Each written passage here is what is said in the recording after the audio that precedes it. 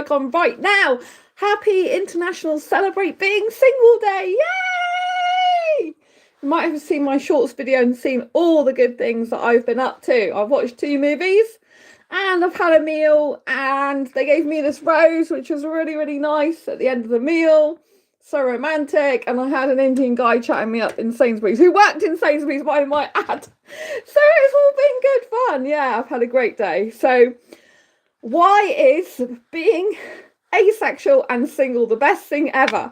So I launched International Celebrate Being Single Day on February the 14th, 2015. I found out I was asexual in 2014, but International Celebrate Being Single Day is not just for asexuals, it's for any people across the whole globe who is single, to them and for them to celebrate their special day, February the 14th. So years ago, I came up with this idea when I was in college. And I remember going to a bakery at that point when I could eat wheat and sugar, or I thought I could eat sugar, before I stopped eating because I'm allergic to it. And I got myself this little cake. It was like a shortbread with pink icing on it. And it was for Valentine's Day. And when I bought that, like, cake, if you like, for myself from the bakery, I thought, like, why isn't there a day on February the 14th? Why isn't there a celebration on the February the 14th for people who are single, not just for people who are in a relationship? And then I came up with the idea of International Celebrate Being Single Day.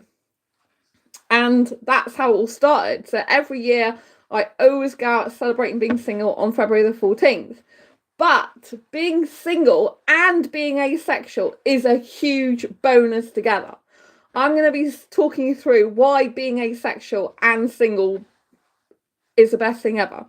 So years ago, like most people, I was brought up thinking I was heterosexual, and my parents didn't know any different, obviously, so it's not their fault, but I was conditioned to believe that I was heterosexual, and I went and lived the normal life, if you like. Back in my youth, I got into a long-term relationship when I was like, hello, Poppy. I got into a long-term relationship when I was 16 years old. That was my, well, not 16. I was 6-month relationship. I was 16. It was 17 when I got into my first long-term relationship. I was at college.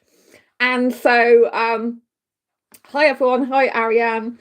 And so I was like really excited at that time, you know, and I was into the traditional stuff because I grew up thinking that sex, marriage, kids, being in a romantic relationship, having a partner, doing all that stuff, I grew up to be kind of conditioned that that's what you had to do. However, I knew at 15 years old that I didn't want children. So I told my parents, even at 15, that I don't want kids, and I've never ever changed my mind on that. I had a doctor telling me, you'll change your mind. And I'm like, I really, really won't change my mind. And I've been like that ever since. I'm very steadfast and strong in my mentality and my, you know, what I believe and what I want. I know what I want, even at a young age.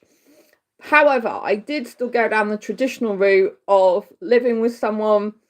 I was engaged at one point to my first long-term ex. And so that's what I thought, you know, we're meant to do, because that's what society teaches you.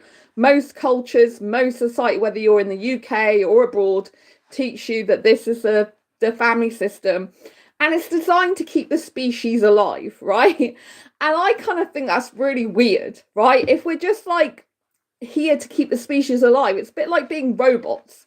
It's a bit like we're pawns in a big like game of life, and what we're here to do is breed. And I hate that concept, you know. I appreciate some people want children, that's good for them, but I do think that some people have kids just because that's the way they've been trained. Like society trains people that you're meant to have children to keep the bloodline going, to keep the human species alive, and that's what you're meant to do. And I used to live the normal life, if you like, where I would be in a relationship, I would come, you know, have a normal job, if you like, 9 to 5 or 9 to 10. And then I would come home, eat food, watch TV with my partner at the time, and then go to sleep. And I can't tell you how miserable that life made me, right? I wasn't living my best life. And since I've got out the second last long-term relationship I had, I have been so much happier being single. Now, I have to tell you, I was a person that couldn't be single years ago. So I had to be in a relationship. That was the mindset I had years ago because I couldn't be on my own. And now I'm completely the opposite. Now I would find it hard to ever live with someone ever again because I've had my own space for a very long time.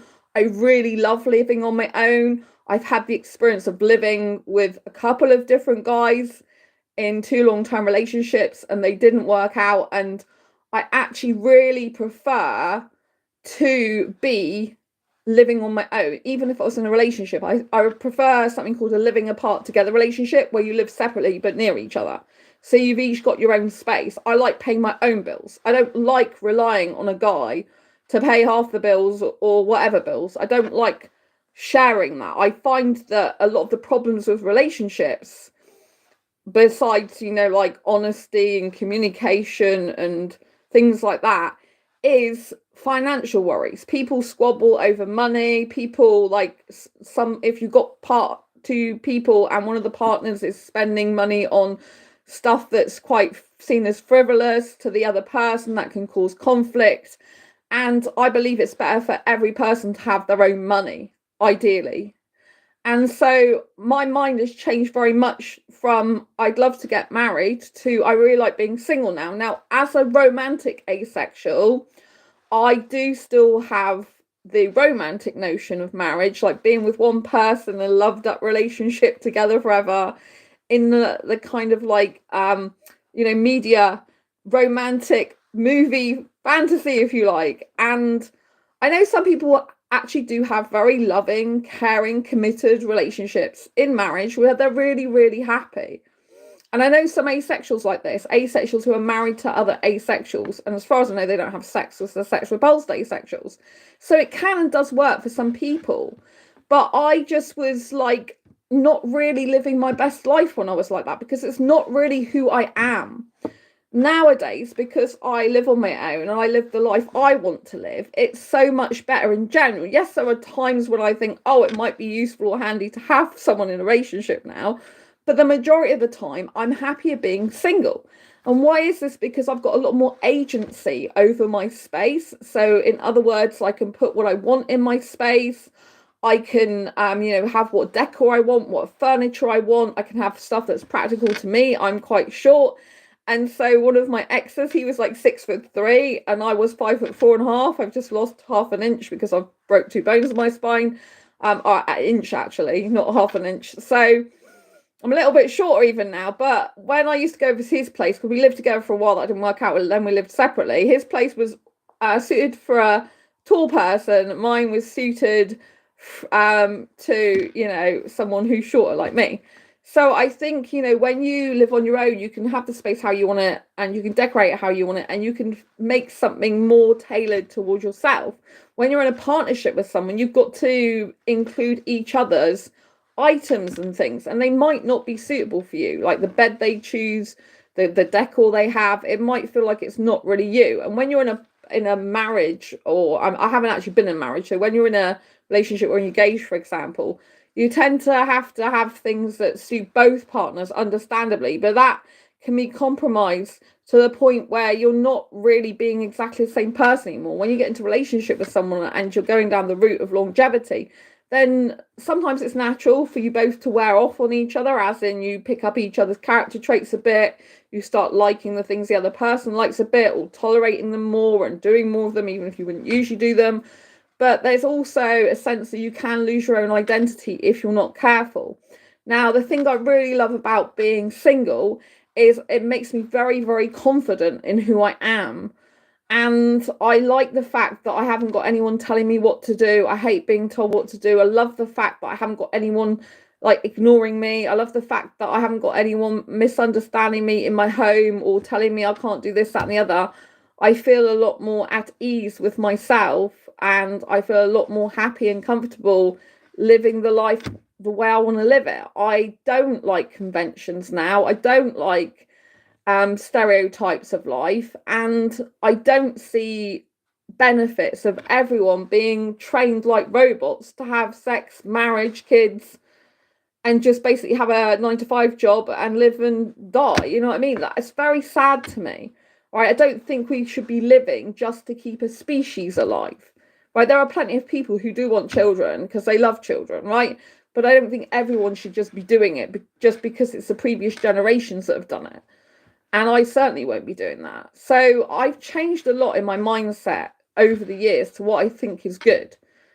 Nowadays, I love being single because I can do what I want, when I want, with whomever I want, at whatever time I want. I can stay up till like 4 a.m., which is quite normal for me, wake up at midday, which is like my ideal time. And I can, I've got the flexibility of just being able to take off whenever I want. Now, some people, say, oh, well, what about children and stuff like that? And it's like, children really tie you down. If you've got children, you can't do all the things you would do when you're single if you've got kids, because children are a huge responsibility and you can't go doing the same sort of things. I'm the type of person that loves like being like a teenager in my life. When you do see like a romantic movie with two like teenagers, like late teens, say they're like 19 or something, and they're in a relationship together and they're just kissing and cuddling, sat on each other's laps, dancing away, enjoying like chatting till the early hours and just like chilling and all that type of thing. I love that. And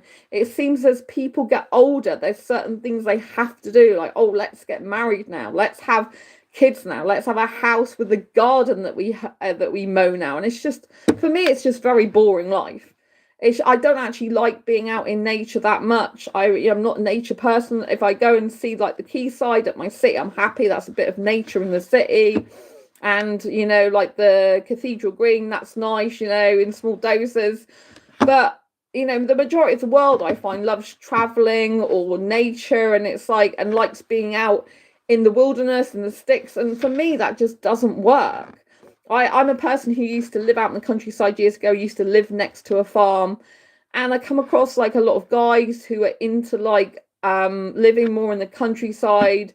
This is not just sexual guys, there's asexual guys as well that like living in the countryside and like away from the hustle and bustle. And I, as a single person who doesn't drive, I like to be in a city where I have close links to buses and trains. There's an airport in my city as well, but I don't fly on a plane.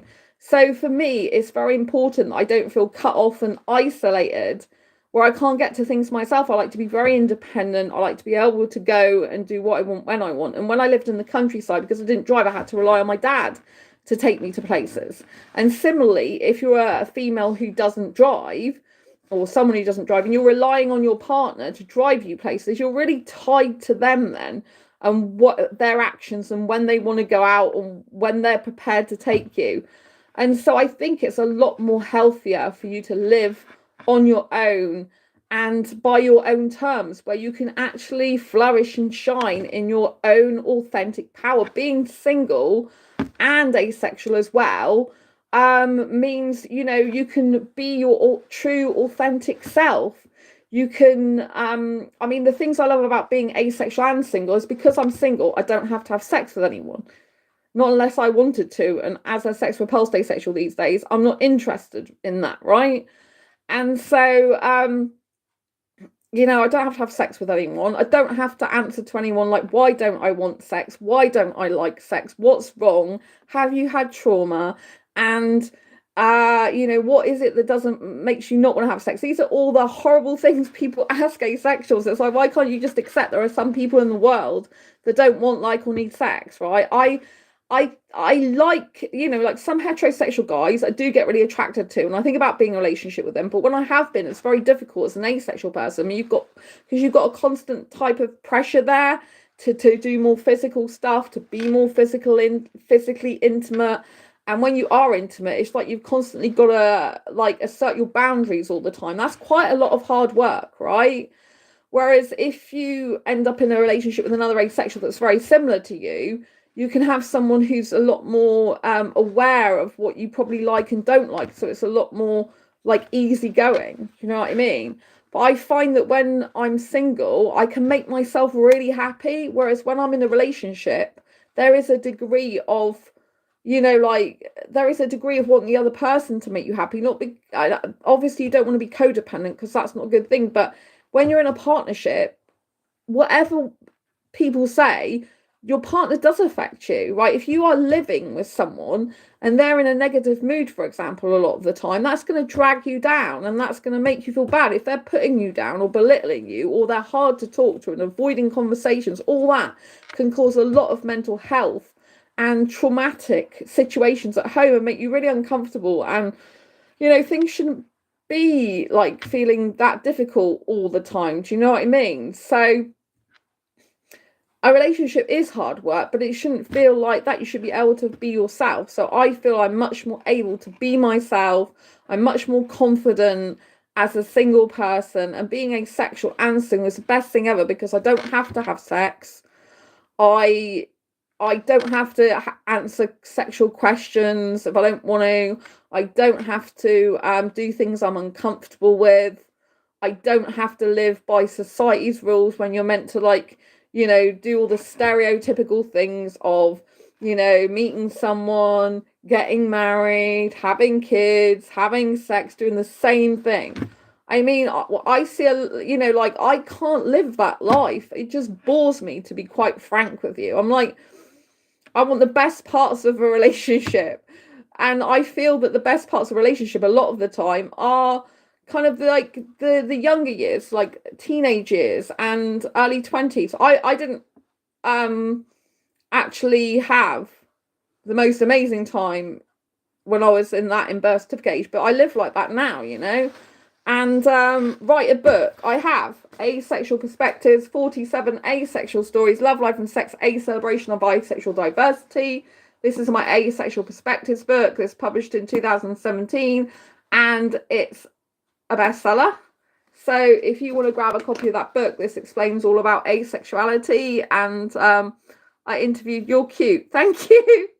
And then I also published this book last year and wrote this one, Diary Confessions of a Hyper-Romantic Asexual, 78 Life Lessons to Ace Your Life. So yeah, this is my bestseller last year, so please do get a copy of that. And I also wrote Fibromyalgia, Self-Help Handbook, How to Manage Fibromyalgia to have less pain, more energy and feel happier like a superhero rock star. That's me in my Ace Fibro Girl costume on the back. Yee-hee! So can you sing? I wouldn't say my singing's great, but there are some short videos on here where I'm doing a bit of singing. I don't think I'm a great singer at all, but I do sometimes, because why not? You know, it's fun, isn't it? Let me subscribe. I want to see more of you. Oh, that'd be lovely. Please do subscribe. Subscribe and hit the bell icon. I really appreciate that. And don't forget to grab a copy of my books. I publish into my own book publishing imprint of Quirky Books, actually. So yeah. If you're into romance, then this is a book for you. So self-dating, I go on self-dates a lot. So the benefit of being single is you can self-date. And so when you self-date, you can take yourself to the place you want to go to, do the things you want to do. You can treat yourself to food and the cinema or day trips. And you haven't got anyone else like moaning or complaining or, you know, not being in the vibe. So I really appreciate Ain't No Way You Single. Yeah, I am single. I've been single for a while now. My last relationship was last year.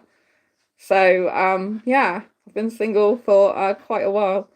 So yes, I enjoy being single. So being single is the best thing in the world, because, you know, I know how to look after myself really well. I know how to love myself really well. I know how to coach myself really well.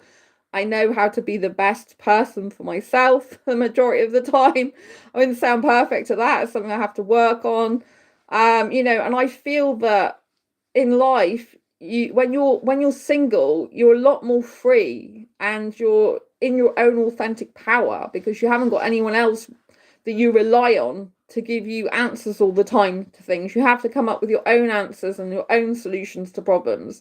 So I find that you're more, you can end up being wiser sometimes, because if you're in a relationship, you can focus on, like, not so much your personal development growth, but it's really important to focus on your personal development growth. So how do you deal with loneliness? I don't get lonely.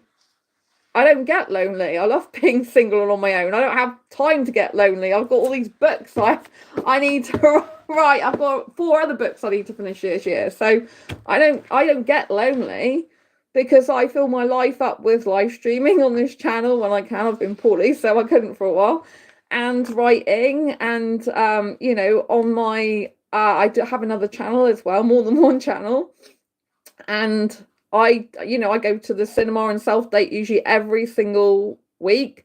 Today I've been out, well, yesterday now, because I celebrate being single on International Celebrate Being Single Day. So I don't get lonely because I like my own company. That's something I have to say. I really enjoy being with myself. I find myself really fun to be with, very excitable. I got a hyper personality, which I love because I can't get bored of myself.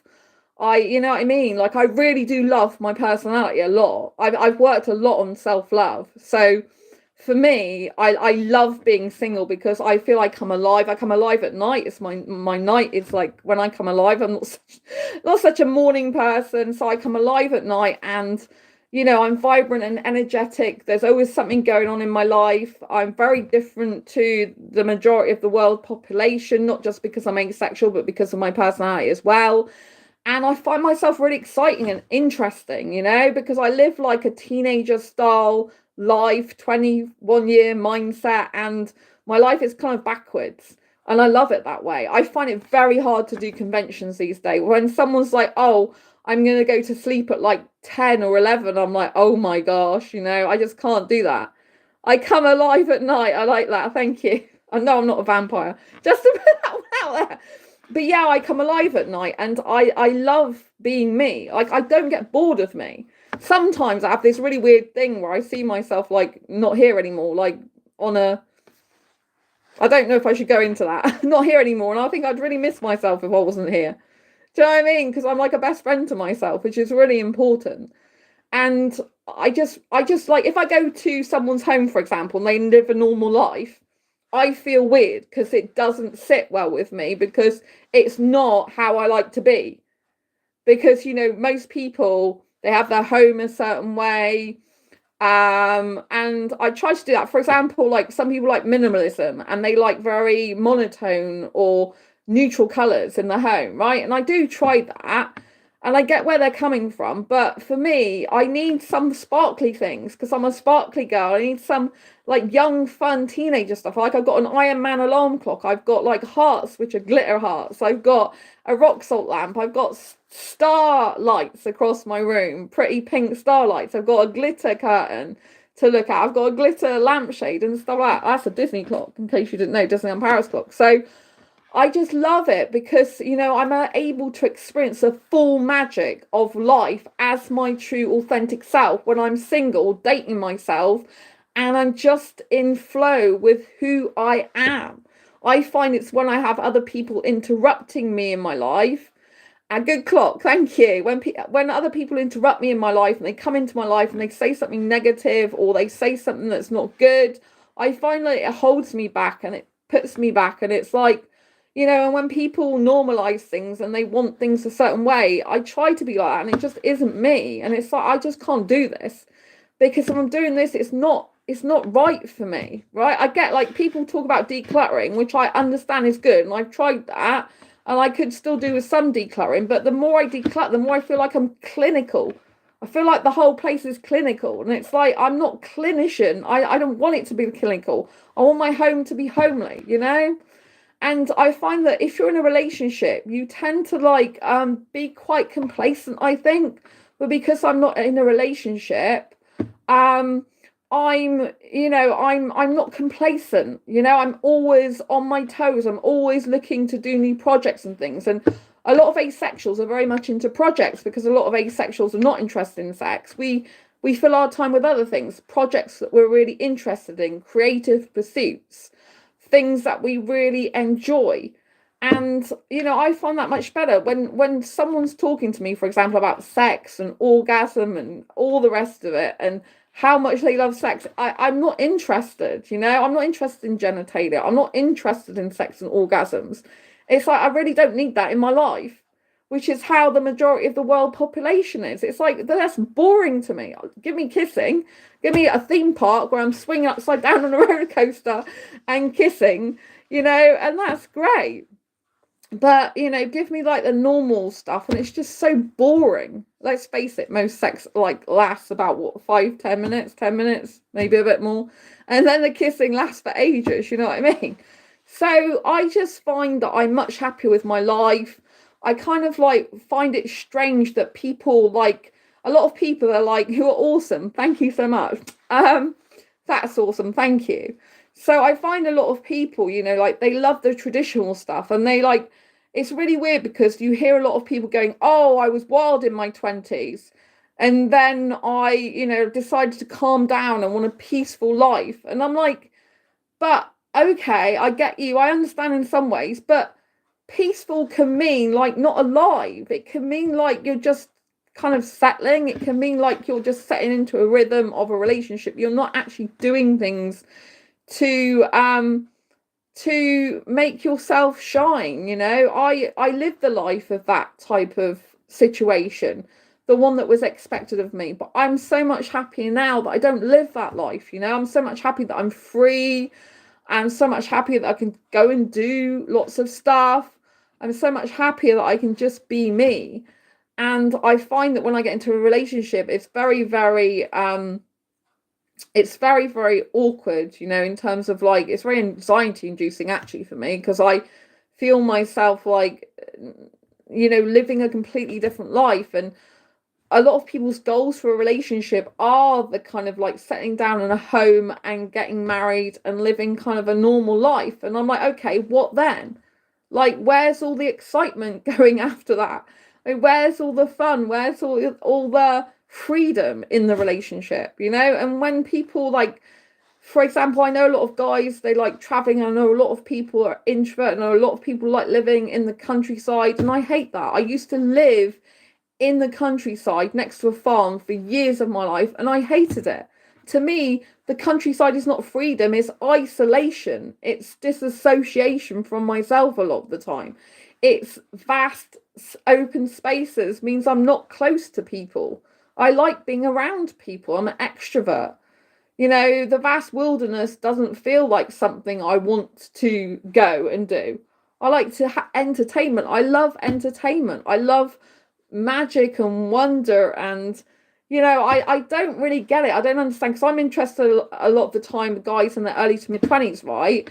But obviously their early to mid-20s is great because a lot of them are at the same type of stage as I am in my life, you know, going clubbing and you know, kissing under the moonlit stars in the sky, and you know, just like chilling out, like going for food and going to places and doing stuff, you know, like just going out and socializing together and all that type of thing, right? But it's like, oh, but in a few years time I'm going to get married, settle down and have kids, and I'm thinking, okay, then what do you do then, you know? All right, you have your hobbies and interests, retire or what? But when someone says I'm going to retire, I'm like, why would you retire? It means you're like not happy with your life now. If you're looking forward to retiring, it's like, why not just do the stuff that you want to do in retirement now, right? And to me, when someone says retirement, it's like they're hanging up their life. Whereas for me, it's like, I don't want to ever retire because I like doing stuff all the time. I like being active, and I like being, you know, like hyper. I like being energetic and bubbly. I like the life that guys, like, for example, in their 20s, early to mid-20s and teenage years, I like that life all the time. I'm like, why is it when people get older, they want this other life that is just, to me, so boring and just, like, settling? But it's like, where's your energy in life? Where's your vibrancy? Where's your hyperness? Where's your... Do you know what I mean? You're just sat watching TV a lot of the time. It's just boring. It's so boring. And, yeah, it's really not who I am. So I find it very hard now, because I'm so individualist and non-conformist. I find it very difficult when I'm talking to someone who like wants a normal life. Just a cougar. Yeah, I'm an asexual cougar. I love being not heterosexual one, a younger asexual cougar.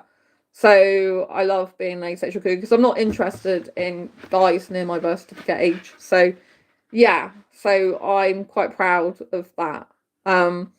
Fact, you know. because it's much better. But I actually, you know, if I was going to be in a relationship, I would want to be in a relationship with a guy in his early to mid 20s. I wouldn't just want some fun, because I'm not interested. I'm 22, you interested, says Lloyd. The bartender. I don't have sex because I'm asexual, and most guys who are in the early to mid 20s want sex. That's the only problem being an asexual cougar. It's very difficult, because I don't want young guys for sex. I actually want, if I was getting into a relationship, I'd want one for a serious committed relationship.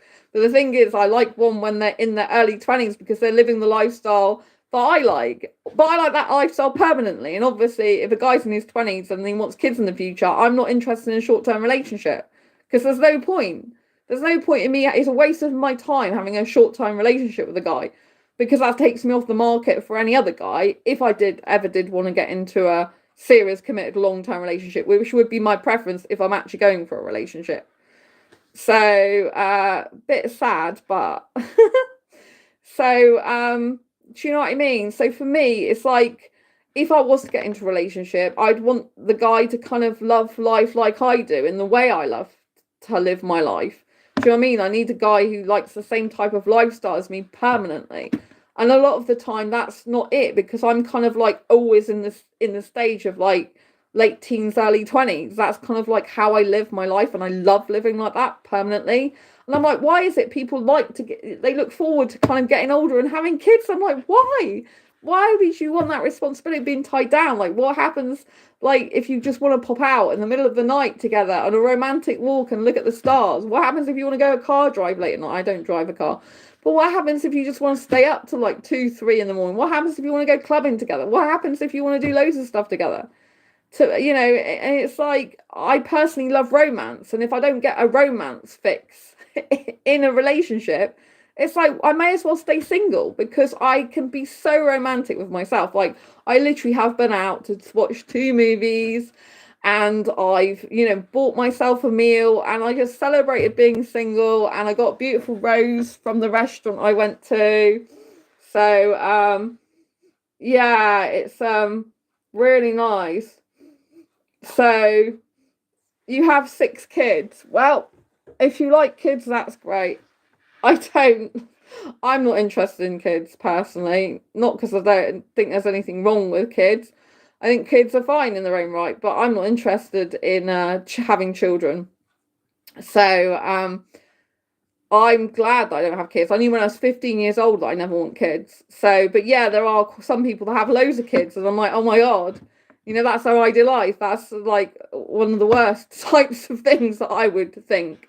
So, what about someone your age with the same beliefs? The people my age don't have the same beliefs. Thanks very much. So, there isn't anyone I'm not interested in people my own birth certificate age. I couldn't care less. They're totally different to me. So yes. So I like the beliefs I have are my beliefs. And, so that's what I like about being single as well, and being asexual, is it means I'm very authentic. Like, if you talk to me on here and then see me in person, I'm exactly the same person. I don't change who I am to fit a mold of someone in front of me, right? So many people, they change who they are in different circumstances. And as we say in Poland, God bless you, have a great day. Wonderful, thank you. And so, you know, when you are single, you have a lot of agency over your life, a lot of freedom over your life. You are able to trust yourself and build trust more with yourself. You're able to validate yourself. You're able to live the life that you want, because you don't have to think about someone else in it. Because when you're in a relationship, you have to think about another person, because you're not just you on your own. So, it's very important, so that you live the life that you want to live. And freedom to be your true authentic self is a really, really good thing. A lot of the time in relationships, you have to kind of like negotiate what you say, think about how you communicate, obviously, because you want a healthy relationship. But that does all take work and time, energy, and effort. Whereas if you're on your own and you're single and you're spending time by yourself, you don't have to worry about pleasing anyone else. You can truly please yourself in multiple ways. And I just think that's such an exciting prospect. Just such an amazing, exciting, beautiful thing, you know. And being asexual is a great thing, you know. When people rave about sex and stuff, and I'm like, I'm really not interested. People like find it hard to believe I'm not interested, and then, for example, a guy will start talking to me about it, and I'm like, I'm really not interested. And they'll go, oh, but I love making a woman orgasm, or and I'm like, okay, I'm personally not interested in that. You know, and the guy thinks it's going to turn me on and make me think, great, he can do that, so I want him to do that to me. And it's like, no, it really puts me off him. I'm like, okay, if that's what you love to do, that's great. I'm not interested. I don't need genitalia. I don't understand why people like rave about genitalia. I mean, genitalia is not the most pleasing thing to the eye, in my personal opinion, and I don't need that in my life. And when you're single, you don't have to be dictated to by anyone. I don't like being dictated to by anyone. And I don't like a guy who's dominating or domineering. I hate that. And I don't like people telling me what to do, you know? And so being single means I don't have any of that, apart from some people obviously on this YouTube channel tend to like to try to tell me what to do, but it never works. Because I'm not interested. I'm not going to do what someone else tells me to do, am I? It's my life. And so I live the life the way I want to live it, you know, and that's fantastic. And being asexual means I'm, you know, I see the world in a different way. And I think when you see the world in a different way, it kind of opens up your mind to new ideas, new possibilities, kind of puts a creative spin on life. It allows you to connect with people emotionally. If you're a person that understands how to connect emotionally with people, it makes you understand the relationship dynamics in a different way, because a lot of people use sex as a band-aid. They think if you have great sex, that's going to solve problems in the relationship and you don't need to deal with other issues. But actually, that's not true. So someone's saying, what about kissing? Well, if you didn't already know, I'm a hyper romantic and a hyper kisser. I absolutely love kissing. It's my favorite thing to do in a relationship, for example. And I love it so much, right? My kissing is probably equivalent to a lot of people's sex, how much I enjoy kissing. I love it. And I could not be in a relationship with a guy who doesn't like kissing as much as me. Well, he might not like kissing quite as much as me because I'm a hyper kisser. But I could not be with a guy who does not like kissing a lot like I do.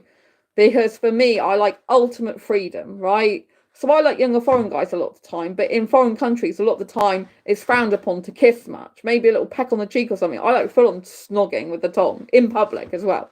Public's really good. I don't just like doing that in private. I like sitting on guy's lap in between his legs, kissing him. I like kissing when I'm on the train with a guy, kissing when I'm on the bus, going around the parks, these aquariums. So one of my relationships in the past, the guy cheated on me, so I'm obviously not with him anymore. But when I was in a relationship with him, one of the things I did like was the romantic aspect and the fact he loved kissing as much as I did.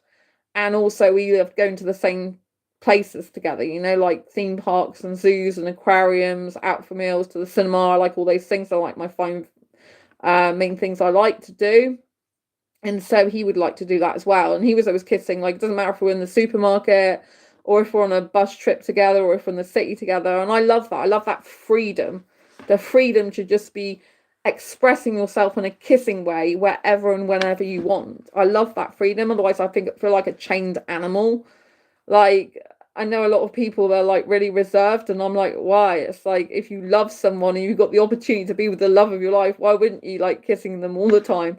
And so that's another element I don't like, because as people get older, they tend to get into these mindsets like, oh, like the romance and kissing tends to go a lot because, you know, it's good to have your own hobbies and interests, but it's also good to do things together. Like date nights regularly should be done every week.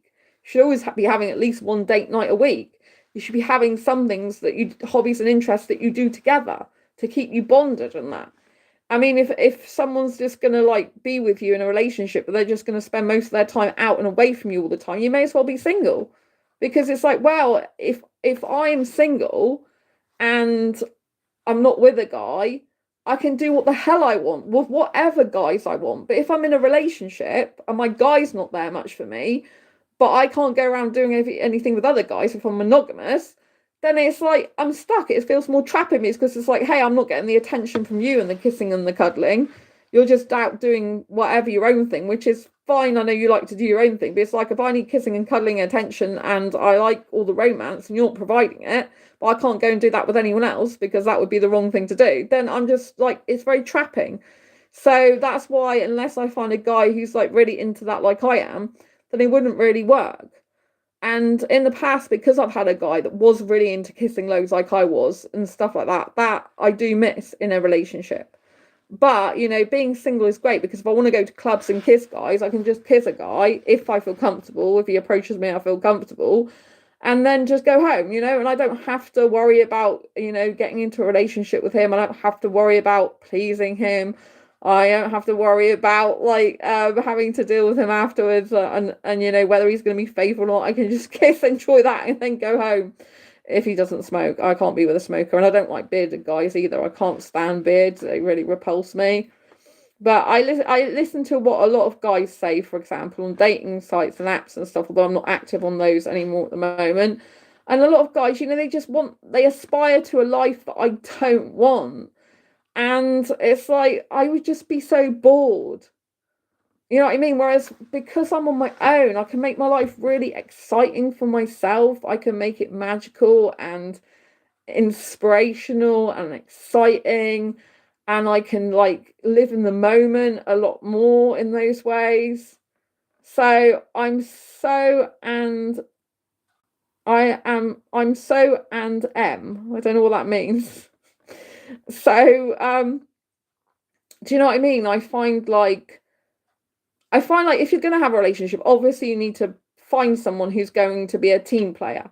Like unfortunately the dating in 2025 is pretty horrendous like it was in 2024, you know? And if you go on the dating scene, a lot of people that are on the dating scene, not everyone, but a lot of, I can only talk about guys because I'm only interested in guys, but I'm sure women do this as well. A lot of guys don't want a long-term committed relationship. And a lot of guys, you know, they're avoidant types and they're just like into hooking up and stuff. That's not what I'm interested in. And because I like younger guys, there's a stereotype that, you know, younger, older woman with younger guy is like sexual. And I'm not interested in the sexual side of things. I would like a guy who's very mature for his age, who wants something real, but doesn't need the kids, doesn't need the sex, doesn't need the marriage, and can still be very faithful and committed and like a lot of the same type of things I do. And intellectual conversation is really important to me as well. But I just find like being single is very freedom driven. It's very, very freedom. I find that people who have like, I don't know, retirement plans that's like, this is what I want to do for the rest of my life. I don't know, it's just weird. To me, it's just like some of that stuff's just so boring. And so I know like a lot of people like the normal stuff, you know, but I just really don't. I find it just like really uncomfortable. And I like living an upside down life. And I find that's more thrilling and exciting and much more special. And I think when you love yourself a lot and you're single and you don't get lonely, I think you're in the best position because you're like, wow, this is just an incredible life.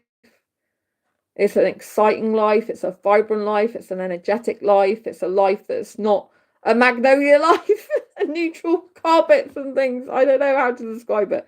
It's just so much more fun and enlightening. You know, you can do just whatever you want when you want. You've got so much more freedom.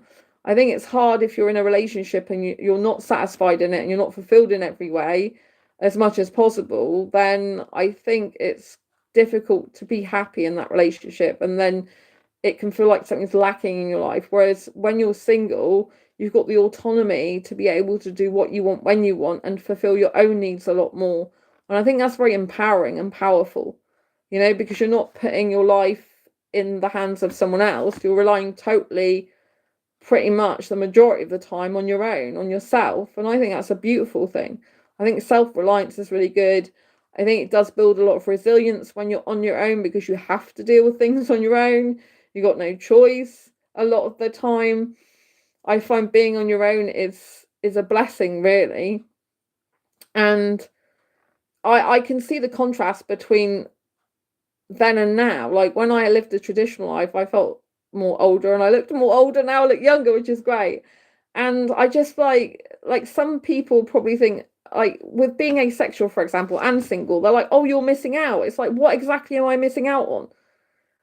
What am I missing out on? Do you know what I mean? I'm missing out on what? Having to think of another person all the time, which you do, right? I know that's what you have to do in a relationship, right? So it's like,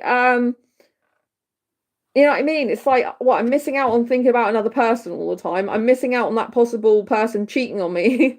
I'm missing out on that possible person making me unhappy. I'm missing out on a lifestyle that I don't want to lead because it would bore me to tears and I'd feel like I wasn't even me anymore. And I'm just like, it's just like, I'm not missing out. I'm missing out on the things I wouldn't enjoy and wouldn't like. So therefore, I'm creating a better life for myself when I'm single, because I'm allowed and able to live it in a way that's productive and healthy and manageable for me the majority of the time. And so I just think that's so much better.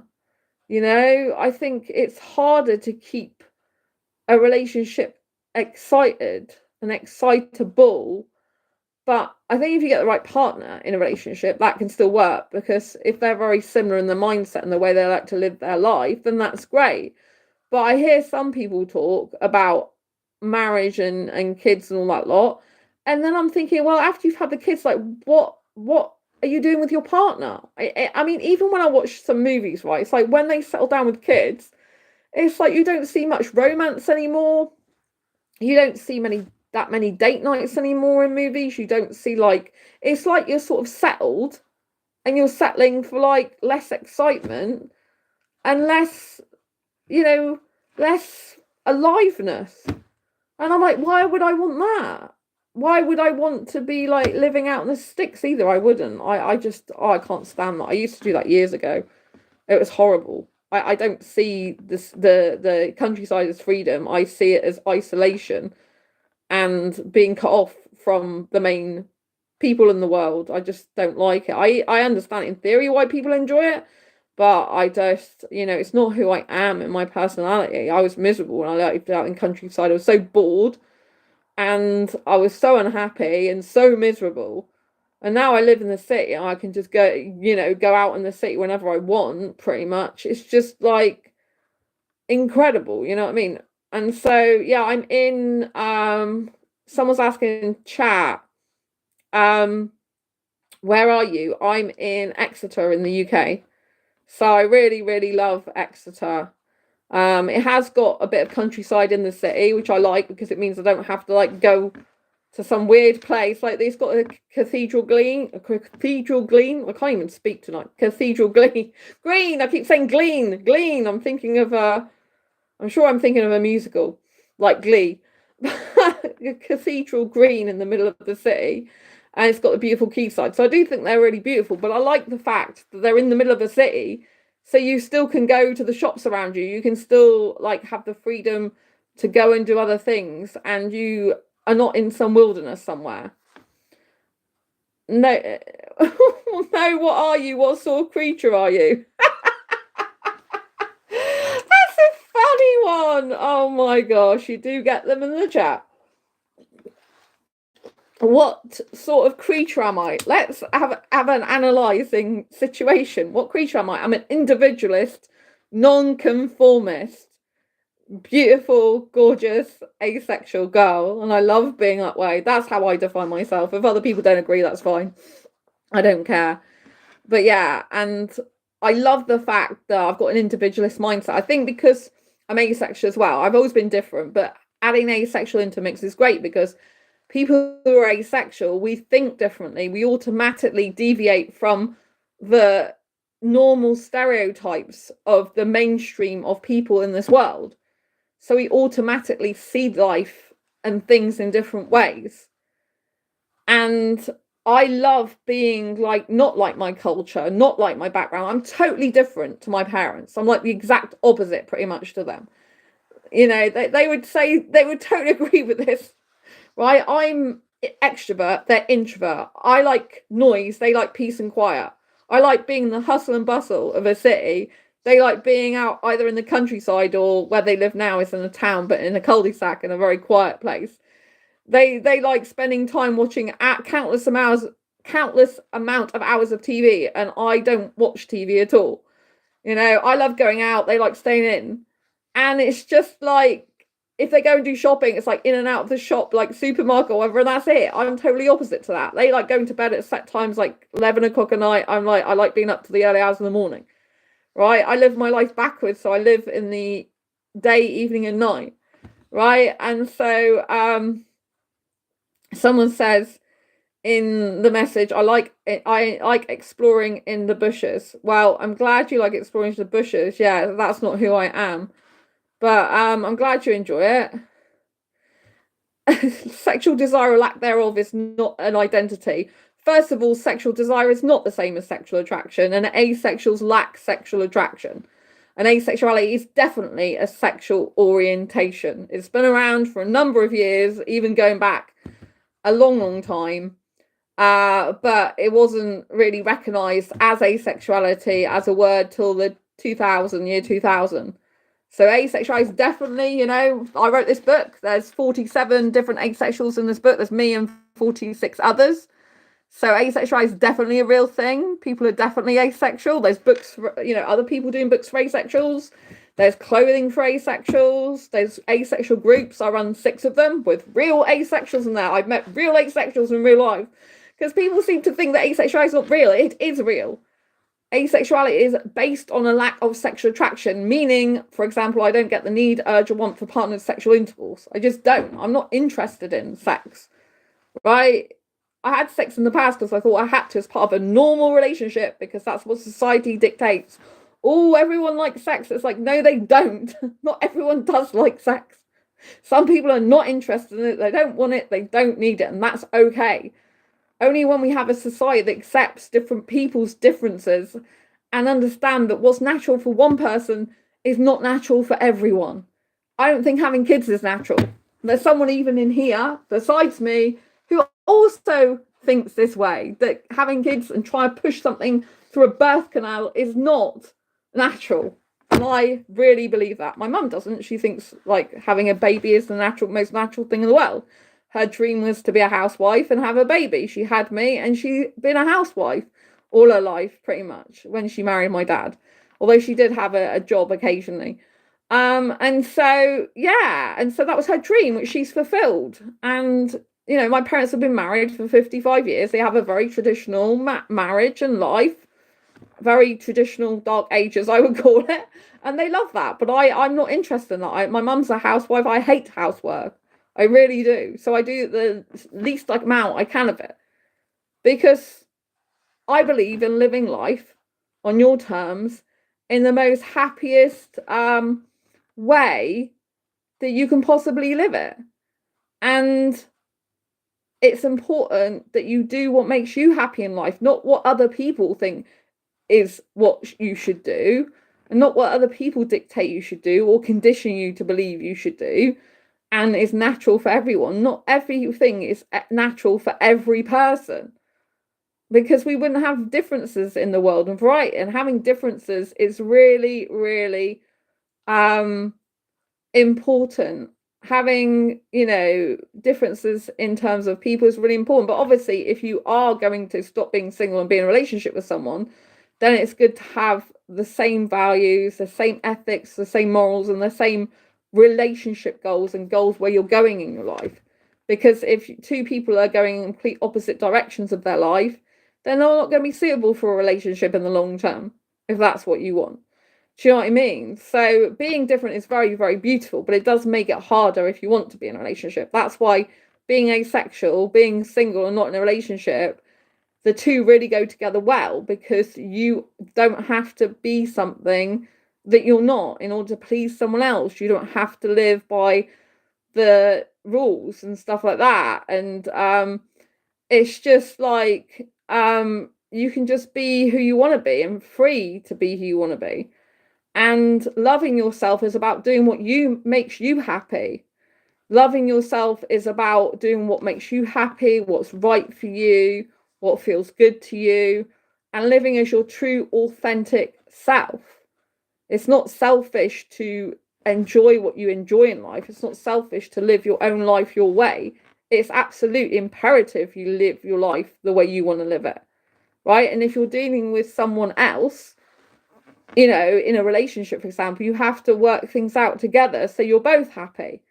But if you are, for example, facing difficulties in a relationship and they're unresolvable because you know that if one person changes the way they are to please the other person, for example, then they would be miserable, and it's no good, right? People have this really weird concept that, oh, if you're living for yourself and you're enjoying your own life, you're selfish. It's like, no, it's not selfish. It's absolutely imperative you do what makes you happy in life, because you can't spread happiness and cheer to other people if you're living in resentment and if you're unhappy. You have to fill your own cup up first before you fill other people's up.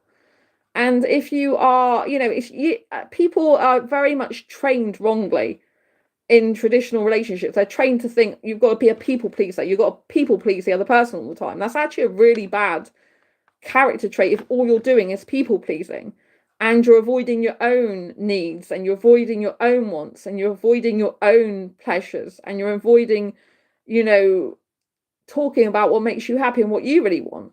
A lot of people get into relationships that are wrong for each other because they're going to end up being miserable. So I have guys that are interested in me, right? But I know if they are heterosexual and they want sex and I don't want that, it's not going to be a good relationship for me or them, because they're not going to get their needs filled. In a relationship, you have to get your own needs filled as much as possible. That's actually the reality of the situation. As well as filling your own needs up as much as possible, you also do have to fulfill the other person's needs. Because if you're not giving them in a relationship what they want and need, then they're either going to go elsewhere or feel unfulfilled or resent you, right? So the easiest types of relationships are the ones where you do have things in common and you can make sense of each other, even if you're not exactly the same. But if you want completely different things in your life, if you've got completely different life goals, it's no good you one person trying to force the other, or one person wishing the other person was like them, because that's not reality. That's just avoidance. You have to live as your authentic self. You have to be who you were born to be.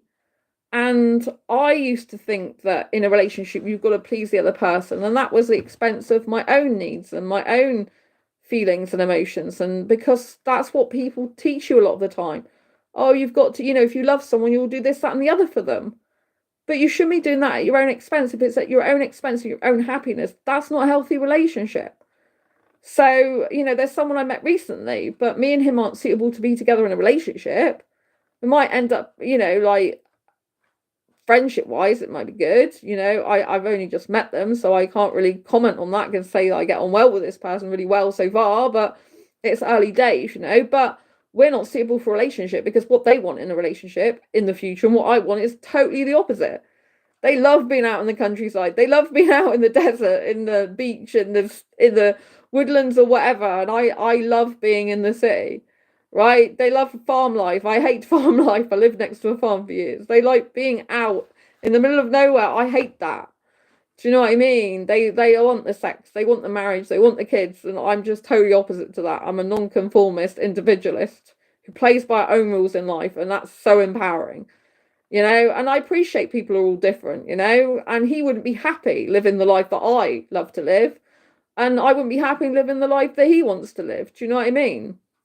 So, so you're in EastEnders. Am I in EastEnders? That's nice to know. Thank you. You in EastEnders? No, I haven't actually been in EastEnders, but yeah, it's very interesting you say. I have actually been on TV before, twice. So I don't know if you can guess what I've been in, but probably not. I was on Channel 4 television years ago talking. It was before I knew I was asexual, actually. So I found out I'm asexual in 2014. But it's actually before that. And I was debating Big Brother, but I was debating from the point of view if it's wrong when they're having sex with each other in the house, basically. And I thought it was really wrong. And this is before I found out I'm asexual. And it's in front of a live studio audience, and Christian Guru Murphy, who's a news presenter, was doing the presenting of the show. It was actually called The TV Show. It doesn't exist anymore as far as I know. And so, yeah, and so I was one of the audience members picked to talk live about it in a debate. And of course, everyone loves usually Big Brother, and I didn't like it because of all the sex and basically orgies and whatever. God knows what else was going on in the house, you know what I mean? And I'm like, this is just not good. And so that was made for interesting TV, didn't it? You know what I mean? So, and also I've been in Torchwood. I've been in series 1, episode 13, called End of Days. And it was filmed in Cardiff City Centre in front of a live audience. And I was running away from a monster and screaming in the city centre of Cardiff. And they filmed that. They filmed me in 5 scenes, and I got shown in 1 and the trailer. But someone who was filmed in the End of Days as well, she actually worked in the TV industry as an actress. That was how I got a lot of her work, and I was just an extra, but she had like a role in ER. But when she was like in the Torchwood episode, they, as far as I know, they cut all her bits out. But I was filmed in 5 bits and 2 bits remain. Well, I was filmed in 5 bits and I was in 1 bit but I was in the trailer. You can still see me on YouTube somewhere. End of Days, I got a white PVC jacket on and I'm running away from the monster. So, if you're into acting, me and you could make a film. I'm very good at acting, actually. I like acting as myself. I'm very good at acting. But yes. So I'm hoping one day that someone might want to make one of my books actually into a movie with me as a star of myself. But I did 1 little bit of acting. It involves a black sofa. No, I'm not having sex. The thing I wouldn't like about acting is if I had to kiss an older guy. I couldn't do that. It just repulses me. And I'm not interested in having sex either. So I'm assuming when you say a black sofa, it involves sex. I'm not interested. Thank you very much. I'd much rather be back doing Torchwood when I'm running or screaming, running away from a monster screaming. That's much more exciting. Thank you very much.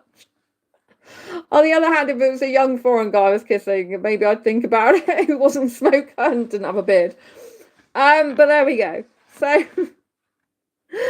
but actually, yeah, when I was at school, my drama teacher said I should have gone to drama school, but I was too shy back then. Can you believe it? I was a shy person years ago. And so I refused, but she said I'm very talented. That was to my parents at parents' evening. I recommend Sandra, this is at 15 years old, go to drama school. But I didn't go because I was too shy and afraid back then. So, yeah. But obviously I do have the skill of acting. I'm very good, but I get into character so much of the person, I can feel all their pain because I'm an empath as well. So I'm a very good method actress when I do acting, which I haven't done for ages now. So actually I've done a little bit on my channel, so that's not true. There's 1 shorts video where I'm doing acting. I'm acting as myself and I'm acting as the partner to myself. It's really interesting. You should go and check out the shorts video. It's like asexual or sexual versus asexual thinking. And it's like a little sketch in the video of me talking to me playing a double role, myself and then basically a partner to myself, where the partner's sexual and they're thinking sexually all the time and I'm thinking asexually. It's really funny. I don't know where to do more of them. I really enjoyed doing that one, actually. It's really hilarious. Sometimes I watch my own videos back and I get, so some are really informative and really good and others are really funny. So I really like that video and I don't know whether to do some more of it because, you know, asexuals and sexuals just think so differently sometimes. And you can really like misinterpret things and get things completely off center.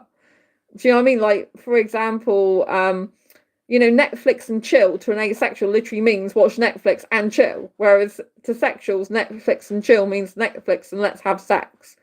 Right? So it's really funny.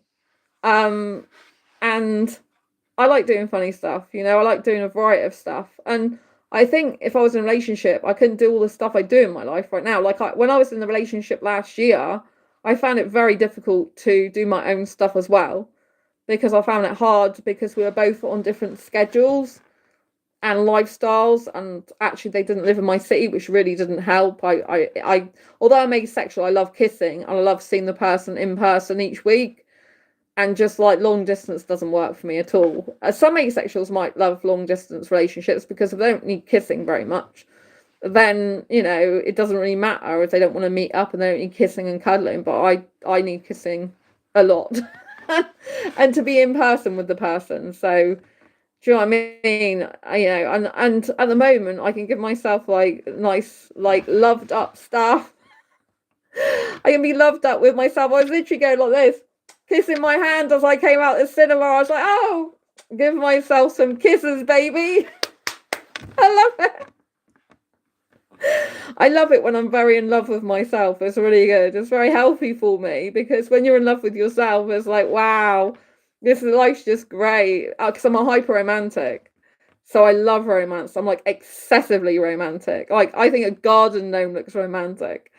And when you're like single and romantic, right, it can be hard if you're single and romantic and you haven't got a partner to be romantic with. But then if you just put all the romance back on yourself, you're like, oh, how can I make myself happy? Like, what can I buy myself to make myself feel special today?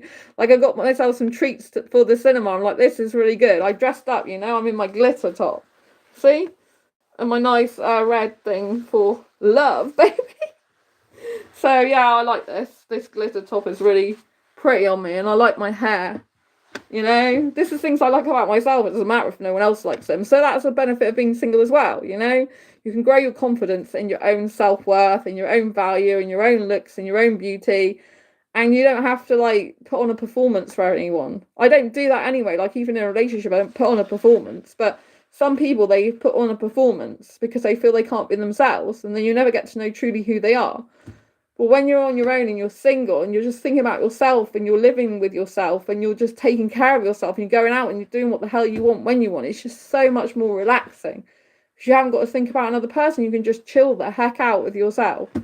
And you can just like do creative things whenever you want, and you can just live the best life possible, I think sometimes like people put doubt in your head about yourself, and people like say stuff, and it's just like chips away at you sometimes. It's like a shovel, and that just shovels and chips away at you, right? If you've got healthy people around you that are praising you and bringing you up, that's great. Although you can't rely on that, because you can't just rely on external validation. You've got to actually be happy with who you are. And I think when you are single, I don't have any brothers or sisters either. It makes you a lot more reliant on yourself, which means you've got to problem solve on yourself. You've got to increase your own intelligence, increase your own awareness of yourself and other people. You've got to try and up your relational intelligence. You've got to try and figure people out, and and the world's your oyster, really. I mean, I like being in Exeter, but because I'm not in a relationship, it doesn't mean I could go anywhere I want to at any point in time, right? But I love being in my city. And I love being in the UK as well. I don't feel I need to travel everywhere. Like most people love traveling. It's like, I don't need to travel. I got everything I need here. Why do I need to travel to another country, another place, when I've got everything I need here? A lot of the time people go around searching all over the world for things that's right in front of their noses.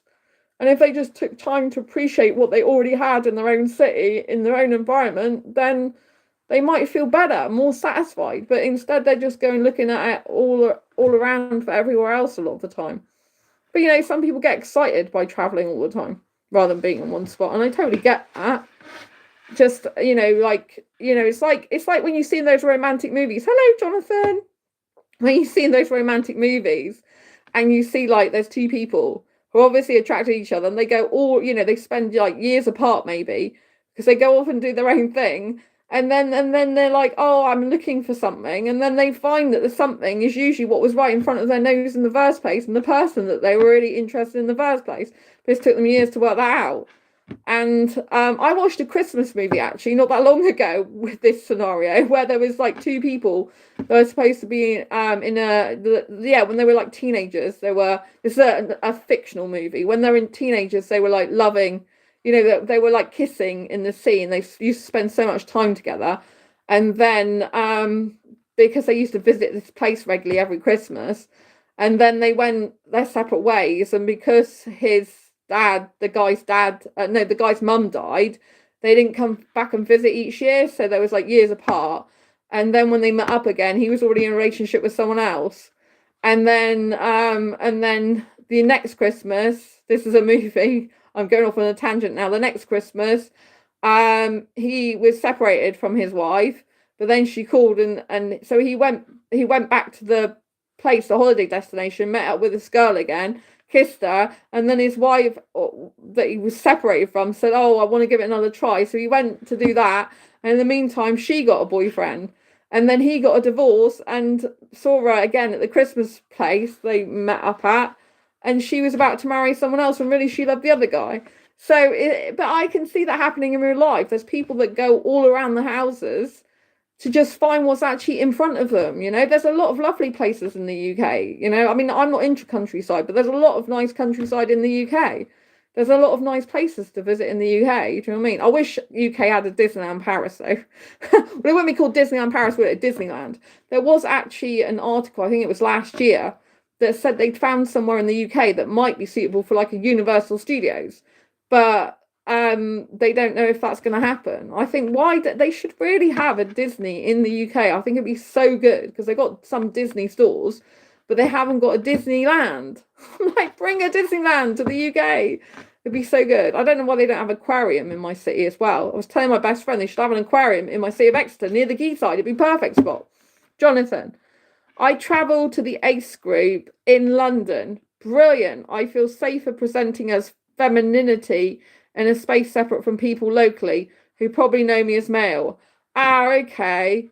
That's really good, Jonathan. So is that the Ace and Arrow? Ace and Arrow meet? Or Arrows, some people pronounce it. On meetup.com, because I'm part of that group. I've never been to a meetup. They have Sunday brunch. Is that the one you're talking about? I didn't know that. So if I ever do go, I'll probably see you. That'd be interesting. I've never gone to it. If I'm going to London, I'm usually going and actually doing something. So I'm usually busy. But that's really interesting. I've often gone to the Sunday brunches. I really never knew that. So you must be in the meetup group on meetup.com, and I'm part of that same group. We're part of the same group and didn't know it. So yeah, so if I go to London, though, it's usually for a purpose. I'm usually always doing something, which means I can't. Less now, I've met some friends there who I now meet directly. That's so good, Jonathan. I'm so glad for you. I'm so glad. That's a beauty as well of being single and asexual. You can like very much just be yourself, can't you? And you know, and when you meet up with other asexuals, they kind of like understand you a lot more. And I think that understanding, that relatability can just bring such relief. For me, it just brings such relief to know there are other people who are similar to me, not the same, but similar.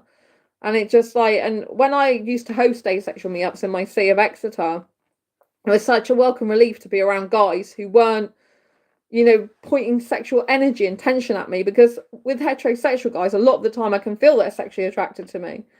And some guys are sexually attracted to me and they're not like trying to pounce on me or do anything sexual towards me, and they're just like understanding, accepting my asexuality, so I can feel comfortable enough around them, you know.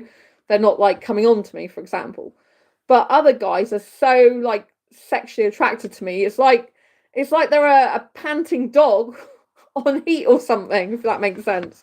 And it's kind of really uncomfortable. So one of the things I loved about the asexual meetups is I could be around guys and it's like there's no sexual energy from them whatsoever, asexual guys, and it's just like, wow, I can just chill out and relax and be myself, which I think is really good. Woof, says someone in chat. So I just think, you know, that's such a relief. And I think, you know, when you meet other people that like you, it's just incredible. You know, I know a lot of asexuals, they talk about like hobbies and projects and interests, which are really good. And some people are like, well, what do you do with all that time you're not having sex? I'm like, precisely, all that time we're not having sex, we've got loads of time to do other things. Absolutely loads of time to do other things. That's kind of like a bonus, right? of not having sex, obviously not having sexually transmitted diseases or infections. Like years ago, I used to be, when I did have sex, I'm an asexual, has had sex in the past, I used to be so paranoid about getting pregnant because I don't want to ever have kids or be pregnant. I knew that if I wanted kids, I'd adopt. I would not be pregnant. And just the sheer like panic of that all the time, it was horrible. The sheer pressure of that. And that's one thing I'm really glad I don't have to do anymore in a relationship with a heterosexual, have sex, because I was more worried about getting pregnant than I was the sex. Although I wasn't interested in sex, I'd rather be doing other things.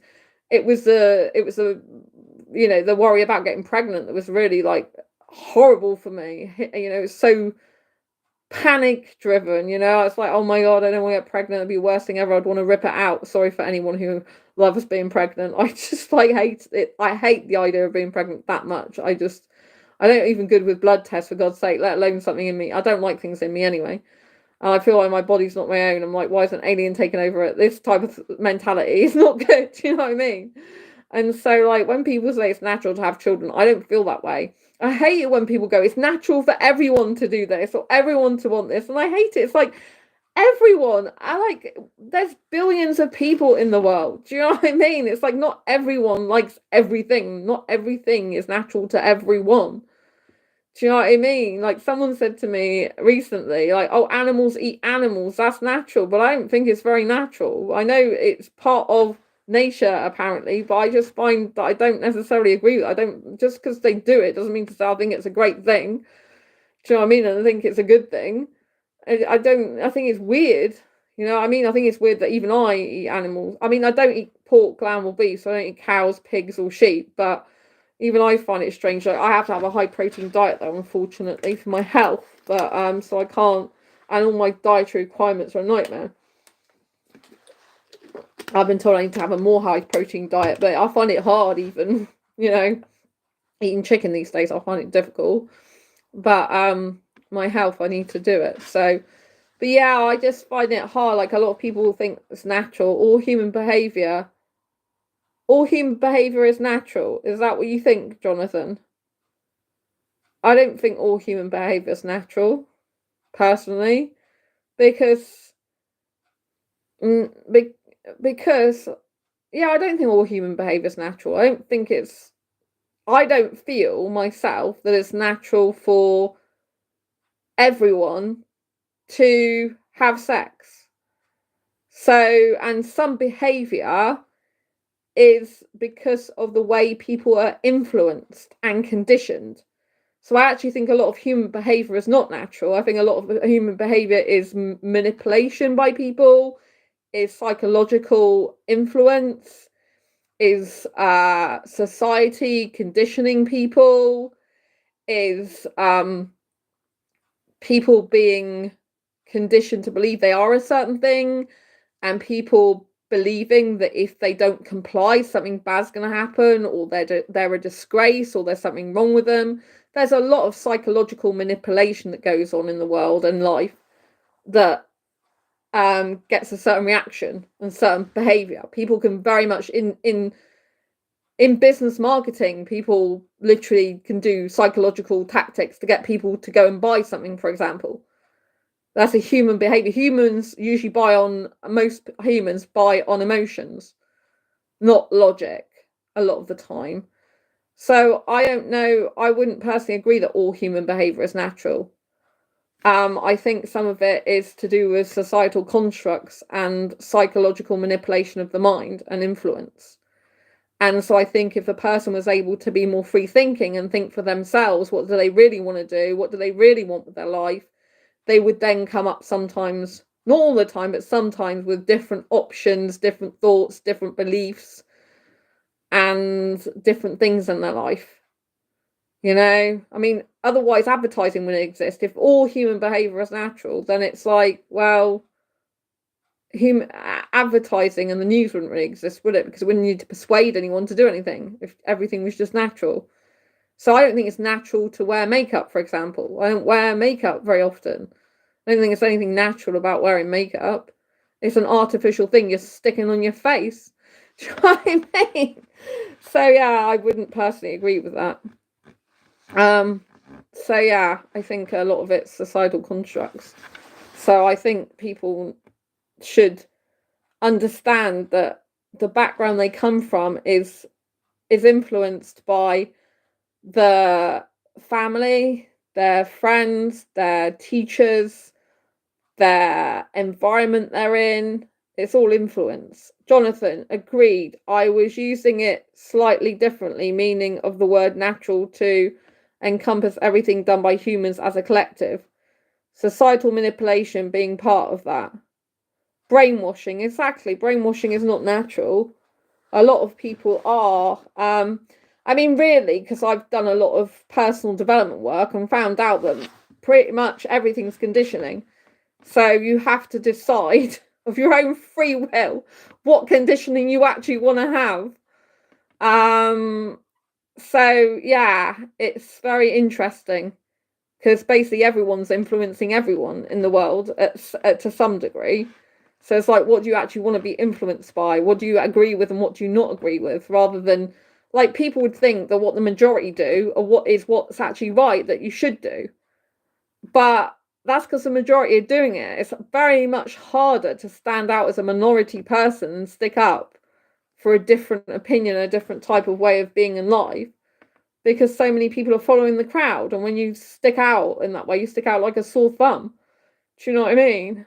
And it's hard to stand on your own 2 feet and stick up for what you believe in, because, you know, you can be like punished by people in society who are like, you know, not nice to you because of you going your own way and not just doing what everyone else does. And it's interesting because when I have conversations with some people, their behavior changes due to who they've got in front of them, but my behavior doesn't change to who I got in front of me. If someone's not nice to me, then, you know, I will not be horrible to them back, but obviously I will take them away from my life because I don't deserve someone speaking to me like badly. Obviously, you know, no one's perfect, so you try and discuss it and sort things out. But if someone's being really nasty and horrible, I'm not going to sit there and just take it, and when I don't need to, I'll walk away. But just because someone's being horrible doesn't mean to say I have to go around being nasty to them. But some people would, because they change their behavior and how they are depending on what the behavior is of the other person.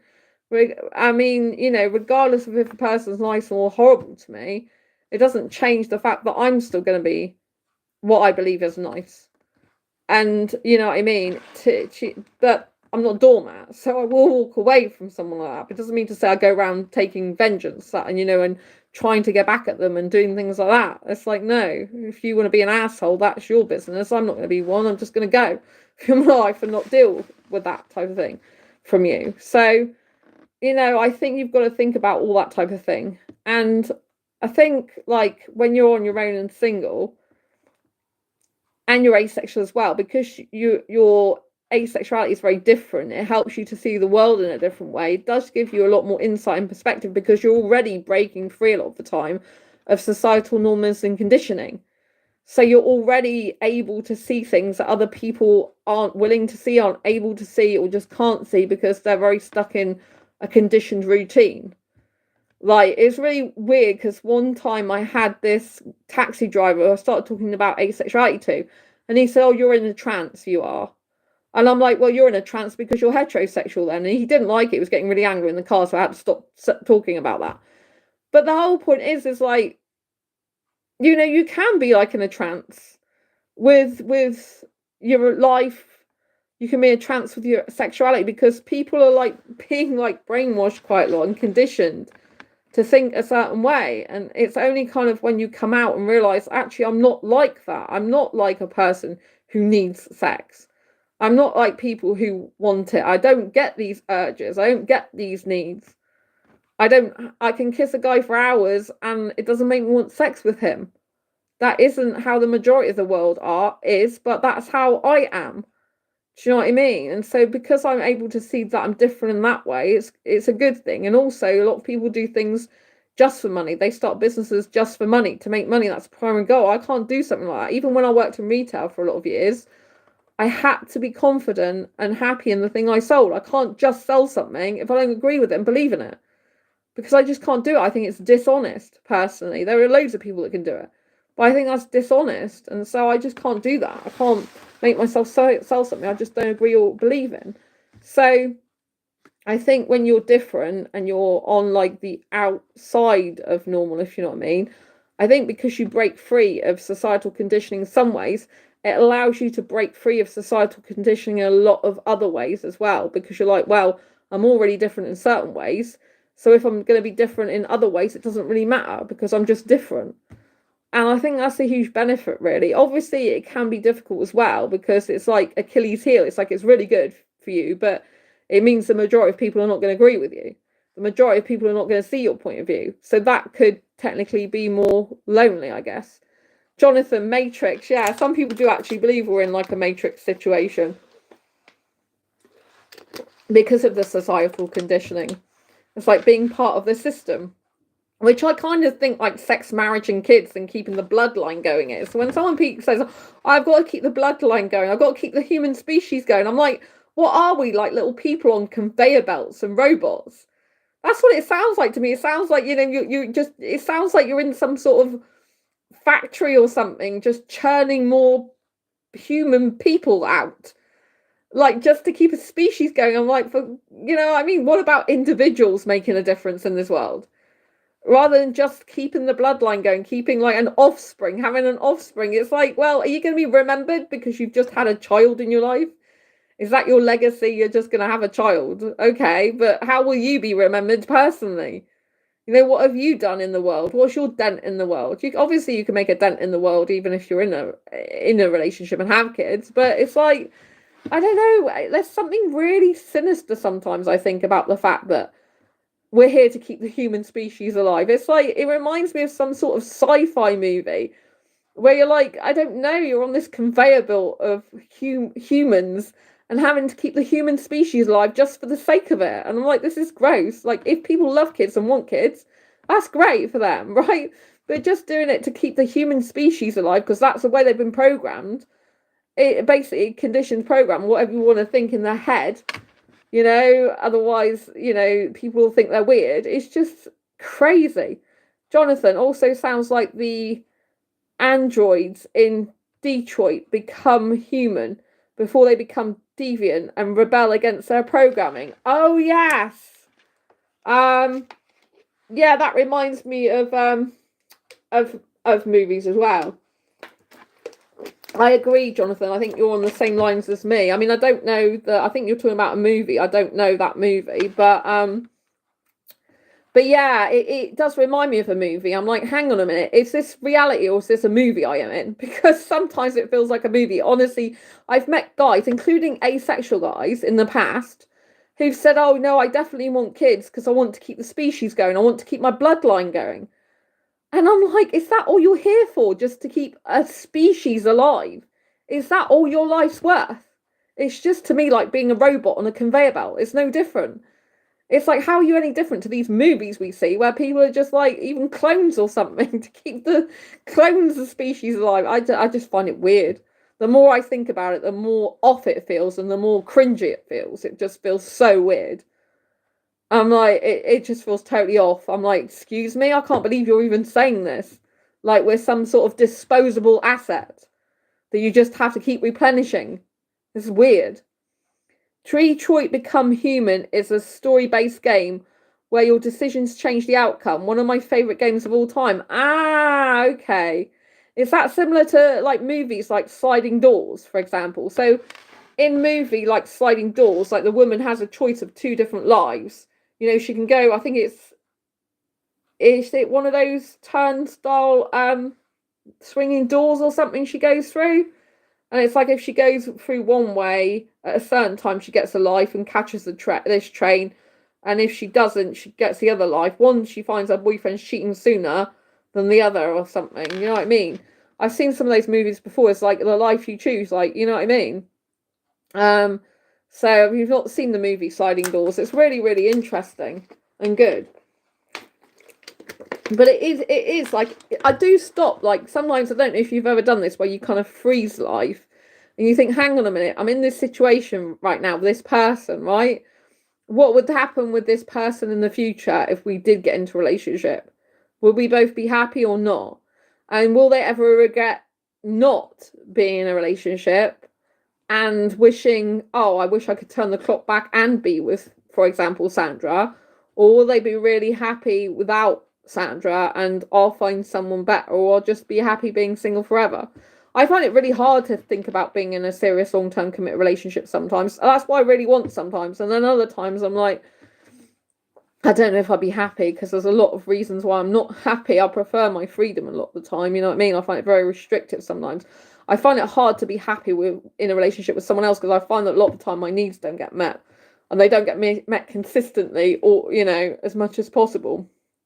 And if you're going with unmet needs, it's just an unhappy life. But I can fulfill those needs as a single person a lot better, you know? And I think that's the beauty of being single. You know, you can fulfill your own needs. You're much more aware of what you want, because you're not blindsided or blinded by having to deal with and manage the emotions and situation of another person and their behavior towards you. Basically, when you're just your own person, you can have a lot more freedom, I think.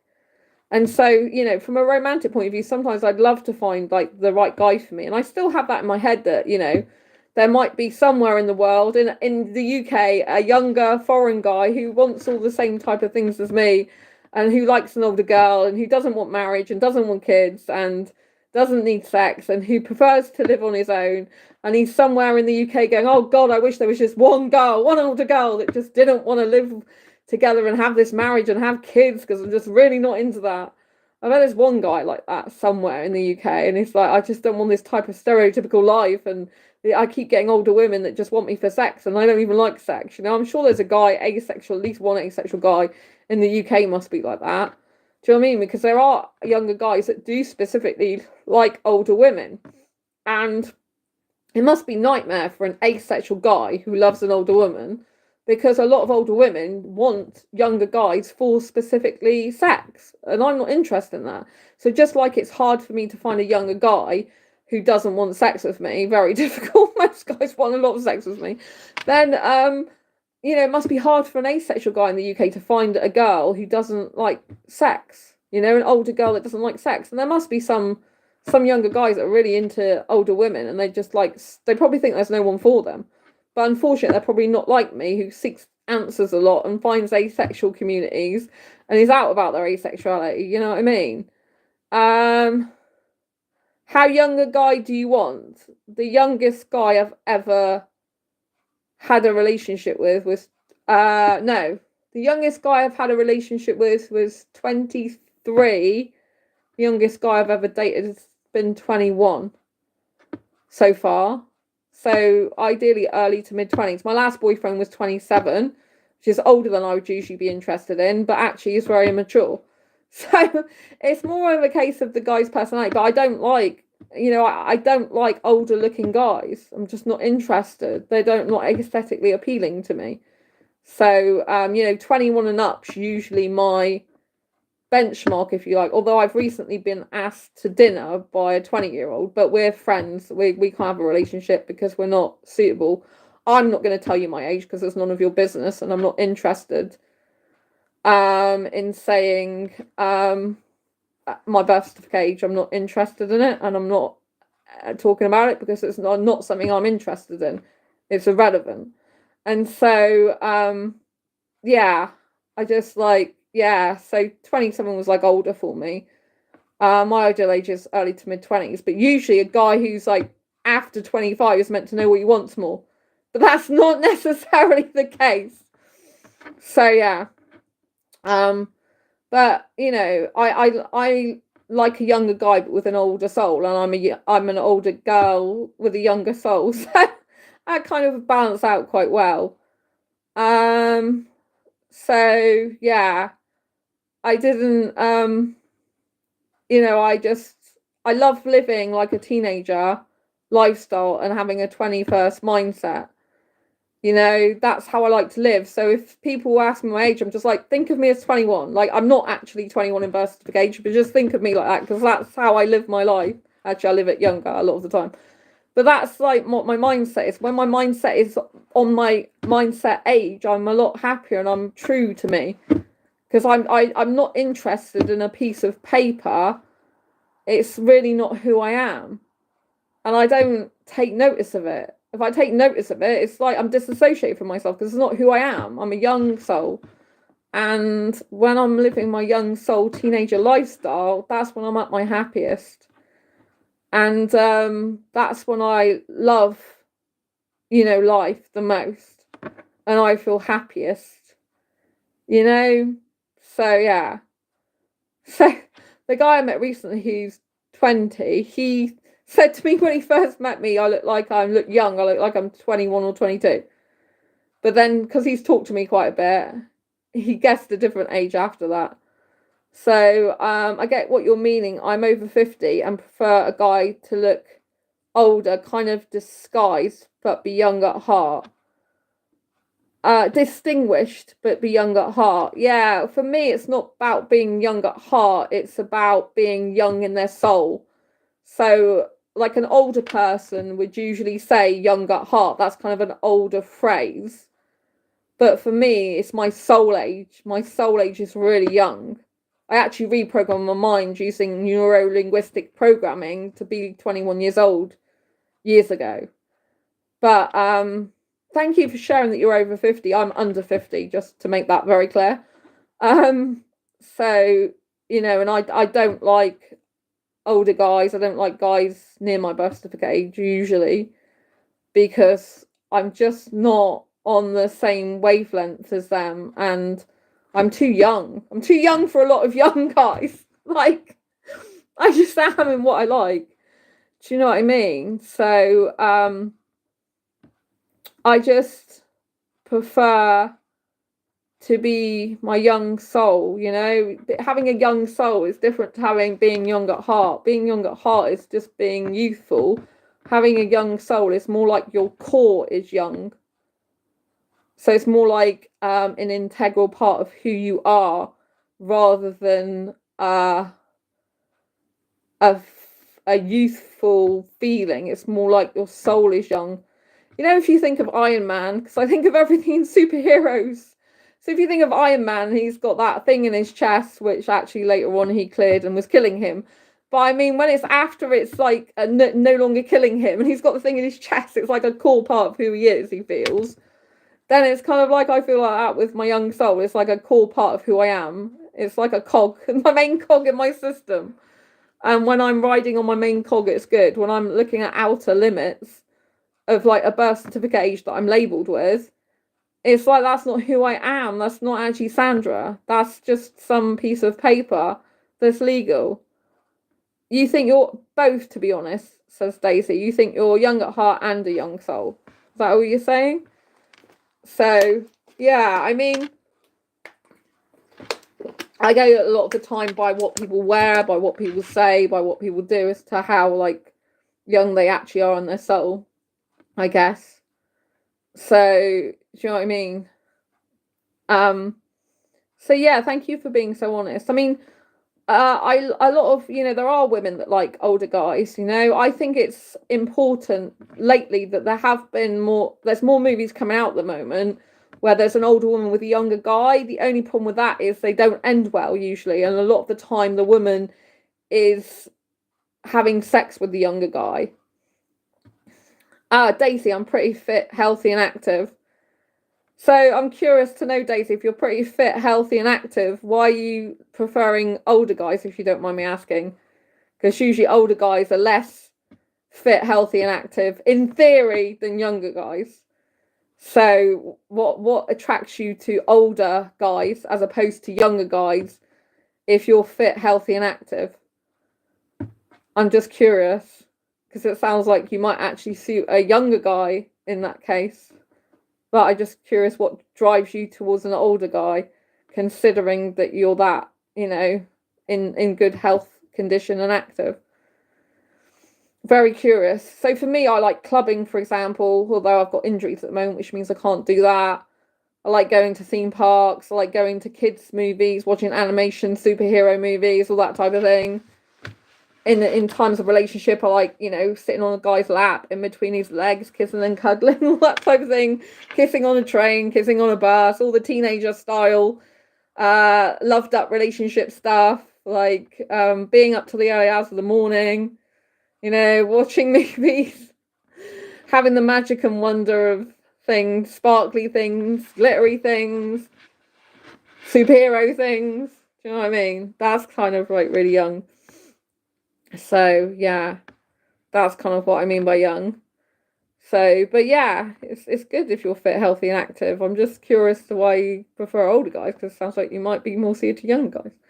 But I think it's going back to the movies. I think it's good that they're having more storylines now with older women come out recently with younger guys with older women. So they've got a couple out at the moment. I saw one earlier, Bridget Jones. But the thing is in the movie it was like sexual awakening by a younger guy. And it's like, you know, and that didn't end well. And it's like, well, I'd like to see, there's another movie out as well that's like, you know, to do with like sexual expression from a younger guy. And it's like, why do they have to do that? Why can't they actually do a movie that where the older woman and younger guy actually are successful in a relationship? Because there are relationships with older women and younger guys that are successful in real life, but I don't see that very much in movies. I just see it as an older woman and a younger guy having the sex with each other most of the time, and that's basically it, or having a temporary thing, right? And I'm like, but if you watch like younger girls and older guys, if they're in movies, then you find that, you know, some of them can be like really long lasting, stuff like that. Do you know what I mean? But in society in general, it's like a older guy with a younger girl is seen as like secure and safe and steadfast and strong, whereas like an older woman with a younger guy is considered as just like a lot of the time sexual. It's like, why is that? Like, it seems very imbalanced to me. So I look forward to hopefully in the future seeing many more older women with younger guy roles, which I think is really important to have them so society gets used to it more, because I think it should be normalised. I'm like, we're living in the 21st century now, for goodness sake. It should be a normal thing that older women with younger guys. There's a lot of younger guys that like older women. Why isn't this out in the cinema much more? Why isn't there a lot more movies like this? Do you know what I mean? And why are they just based on sex? Why don't they have a storyline where a younger guy's with the younger girls and keeps having younger girls, and he's like, something's really not right here, and then finally he finds an older woman. It's like, great, I'm actually with an older woman that's much more secure in herself, knows what she wants, doesn't mess me around, is faithful, and I really dig her intelligence and wisdom and life experience, and just like much more intellectual and honesty and all this lot. You know what I mean? Why can't they do more movies like that? But I do like it, the fact that older women are with guys in their 20s in these movies, you know. Usually more the upper 20s and the lower 20s, but I think it's better that they're trying to put more movies out there like this, because I think it needs more representation. But I still would like to see a lot more better movies, I think. Daisy, I just find an older man more attractive, and with a younger guy it's more of a casual thing. Oh, okay. Yeah. I'm kind of like, well, I'm not, I wouldn't say I'm the opposite, because I'm not attracted to older men at all, or near my birth certification. I'm just not interested. Usually there's the odd one that sometimes. I was once with a guy who was older than me. He was 42, I think it was. And yeah, that was weird. I was hugging him, and I even said to him, it's weird me hugging an older guy. I'm not usually into older guys, but he looked younger. He looked, when I say younger, he still wasn't as young as I would usually go for. He looked like he was 35. So he was still older than I would usually go for. But yeah, it just felt weird hugging an older guy, you know? It just felt so strange, because it's not something I would usually do. It's way out of my comfort zone. And you know, he had a baby type of face, though, which helped. But it's just like, unfortunately, it's extremely heterosexual and not the right guy for me. He actually ended up being a psychopath, a real life psychopath. And I'm not joking. I've gone into this story on this channel before. So yeah, that was when I got home. That was the end of that. Because we went away for a weekend together in separate rooms, but it wasn't good. It's really not good. He went to a theme park with me, and there was a nightclub late at night, and he took a blade into the club with him, and they confiscated it afterwards, and I didn't know. And I'm like, who are you going to kill with that? He's like, not you. I'm like, do you know what I mean? Real psychopathic behaviour. Daisy, yes, I know some very physically fit older men. I'm not into pipe and slippers. That's really funny. That's good that you know physically fit older men. I'm not attracted to their face. Like, I'm attracted to younger guys' face. Because I'm asexual, I'm just attracted to the guy's face, usually not below the waist. And I like cute boy next door types, like clean shaven, short dark hair. I'm not into hairy guys. I'm not into muscly guys either, but I know some guys go to the gym, you know, because it's healthy for them. But I'm more into skinny athletic types. Muscle on their arms, okay, but more like skinny athletic types really is my type. But yeah, it was a really awful experience. So, yeah, and I was away and relying on his car at the time. It was awful. Had to keep myself safe until I got back home. It was kind of really difficult situation to be in. That was cutting a long story very short. I went into the whole story of what happened and the weird behaviour. He had very weird behaviour. That was obviously the baddest thing. But some very strange, yeah. So yes, I'm glad that at least he wasn't going to use that on me. But they said if you ever come back here again, you know, we'll get the police. So Daisy, yeah, I get that, but I've a son of 34. If I dated that age, it would be freaky. Oh, yeah. Yeah, I think that's the difference. You know, I don't have any children. I never want children. So I don't think so. For example, a guy who's 21, I don't see him as a kid at all. I see him as a young adult. I never see a guy who's 21 as a kid. And because I've never wanted kids, I don't look at younger guys in that way ever. You know, I have deep respect for their age. And I don't think just because they're 21 that I'm better than them. Do you know what I mean? I think their knowledge, they have different knowledge to me that they can bring to the table. So I still, you know what I mean? So, and I really, yeah. But are they really adults at 21? Yeah, well, I was 17 when I had my first long-term relationship. I ended up being engaged to that guy. So I knew exactly what I wanted when I was a teenager, before I was 21. And I was, you know, and I knew exactly what I wanted. And I would have married the guy if everything had gone good with that guy. But it just didn't go well because he had an affair with someone, as well as having an incestual relationship with his mother. So that was two, and he'd had an affair with the vicar. Need I go on? But there we go. So yeah, they are adults. They know their own mind at 21. I knew my own mind at 15, for God's sake. You know what I mean? Like, people, men, I'm meaning, as in they are still immature. There are loads of guys in their 50s that are immature, though. I mean, I've come across, there's one guy that I met in the asexual community. He was gay asexual. He was 21, and he was more mature than older guys that I know. I dated for a while a guy who was 32, right, asexual guy. He was more immature than the 21-year-old. So just because someone's in their 40s or 50s doesn't make them mature. It's how they are as a person and their personality and their character traits, for me personally, that determines if they're mature or not. But I don't agree that guys in their 40s and 50s are necessarily more mature than all the guys in their early to mid 20s. I mean, everyone's different, you know. Some guys are really immature. But they have seen more of life. Yeah, but if they see more of life, they can have more baggage. They can be more stuck in their ways. Like, I am in Matthew Hussey's Love Life Club. So I don't know if you know who Matthew Hussey is. I'm in his yearly membership. And I paid for that last May. And Matthew Hussey is the world's #1 dating and confidence coach. On YouTube, he's got over 3 million subscribers. So I am actually in his club. I pay for that. And he has done a course, which I haven't looked at because I'm under this age, but it's for over 50s.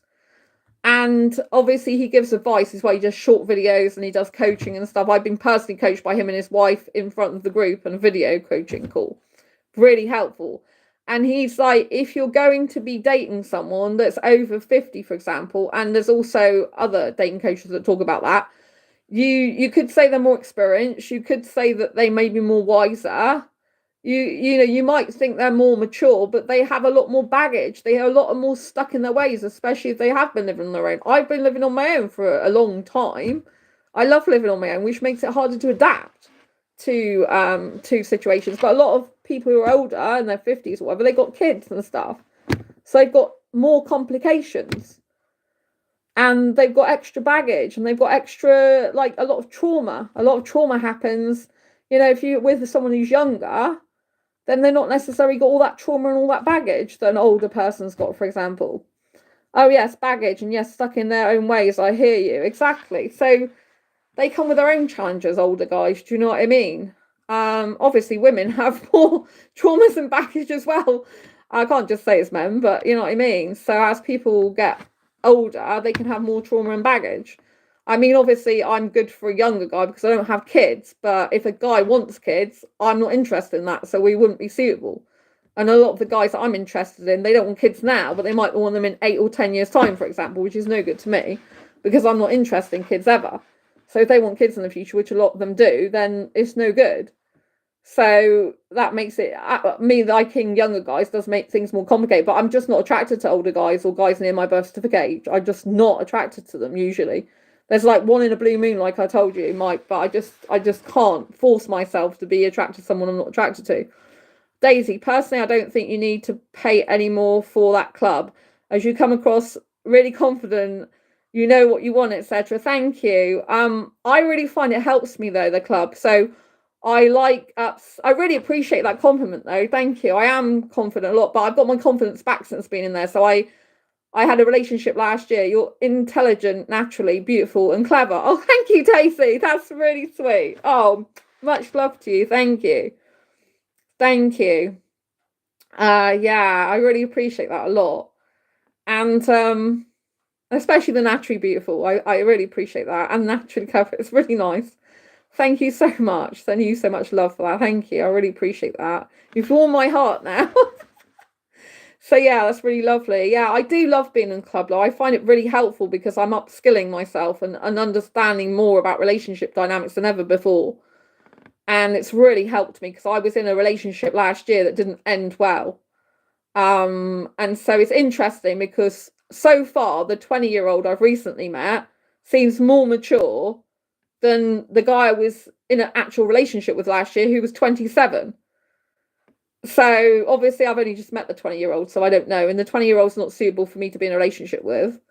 Daisy, it's YC, darling, and you are. Thank you so much. Thank you.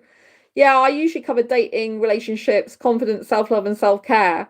But my confidence did go down last year after the last relationship ended. And I'm like, oh, I need to get some help for this. There's some information I must be missing in my relational intelligence. And so so I joined his club, and I'm so glad I am, because I've upskilled myself, but I've still got more upskilling to do. So, and I feel that if I learn more stuff, that I can help people even more on this channel, because you know it's good. So I'm kind of like on a quest. So it's interesting because I'm on a personal dating detox, like online dating apps and dating sites I'm not active on. I am still on some, but I'm not active on them. I'm not actively seeking. And so, you know, I'm on an online dating detox, and I'm finding that really good for myself. So I've been on that since the last relationship split, which was April last year. I actually literally published this the day I split up with my ex, and it became a bestseller within a few days. This Diary Confessions of a Hyperromantic Asexual 78 Life Lessons to Asexual Life. And the book wasn't about him. It was about previous guys I was interested in. And there's a lot of life lessons in here. This is available on Amazon. It's a really interesting read, actually. So you might enjoy it, Daisy, this one, because it's got life lessons, 78 life lessons, which are include in love and life. So that's on Amazon. Diary Confessions of a Hyperromantic Asexual. I've got a second edition of this I'm bringing out as well, but I haven't finished it yet. So, but yeah. Oh, bless your wire. I didn't know you were an author. Go, girl. Yeah. This is my book that came out last year, bestseller. And then this one here, my Asexual Perspectives, 47 Asexual Stories, Love, Life and Sex, A Celebration of Asexual Diversity. This came out in 2017. And I interviewed 46 asexuals across the asexual spectrum. in different parts of the country for this. Thank you so much for saying well done. I really appreciate that. Yeah, I love, these are both bestsellers on Amazon, so I love helping asexual. I got 4 books I need to finish this year. I've had a lot of health issues going on and moving's been a nightmare. I've had 3 months of issues in my new place, so really very interesting. Thank you. Yeah, I love writing. It's my huge life purpose. So, and helping asexuals is my second life purpose very closely. You know. Oh, you're a nurse. Ah, that's interesting. Well, I was in case you didn't know, I was in A&E like this week. That's how I met the 20-year-old foreign guy, actually. He is 23 though. But I was talking to him in A&E. I was literally in there for 12 hours. So hope you're getting better. Yeah, thank you. Yeah, so it was my chest. I know I'm diverting across. So the only one of the few times I do think about it'd be nice to have a relationship is when I'm ill and really poorly. Like I had to get myself to hospital, and that was hard, you know, when I wasn't very well. So that is difficult, like stuff like this. So yeah, my chest was, I had, yeah, 12 hours. So I had over 13 hours of chest pain, and I was in there for over 12 hours. So I got in there about 7. Well, I messaged my best friend to say I was there at 7:39 on Wednesday, and the 12th of February, and the 13th of February, which was the Thursday, I didn't leave the hospital till after 8 a.m. So I had to have an ECG. I had to have blood tests, which I wasn't expecting to have. So yeah, I hear you support wise. Yeah, so if you have a loving, caring, healthy person for you in a relationship who's very attentive to your needs and understanding you can be yourself around, then I can see the benefits of a relationship in that sense, you know, for support and being there. Because when you live on your own, it's scary when you're really poorly. Because I couldn't stand up. Like I had chest pain. I woke up with chest pains. One specific pain in my chest and numb hands. And I was like dehydrated. I felt I was dehydrated, but they tested me for dehydration. They said, you're not, but I drank like 3 bottles of water straight away when I woke up. And I was clinging onto the bed and the walls. I couldn't even stand up. It's awful. That's terrible. Good they did all that, but test-wise, as it's so necessary, let's hope tests are clear. Oh, they were all clear. The only thing that showed up is a few white blood cells on my blood test. They were in 11. The range is up to 10, but I just literally finished having a virus. And so I told them that before my blood test results, and he said we would expect that to have some white cells. They were 11. He said the top range, the doctor said it's 10. So that's the only thing that showed up. My liver was fine, my kidneys were fine, and he said I test your heart and lungs, the ECG's fine. He said I can only think it probably likely a pulled muscle, so I can't do my exercise. I do weights for my back because I broke 2 bones in my spine last year. So he's like, don't, you know, like lay off it for a couple of days. But I'm laying off it probably for more than a couple of days because I don't want the chest pain to come back again. I had the pain from when I woke up at 12:27, I think it was, to 1:40 a.m. the following morning. So it was like over 13 hours. It was long. Brilliant. Right. So they did full blood count, etc., etc. Whatever they did. Yeah, I'm guessing they did. I don't know. I hate blood tests.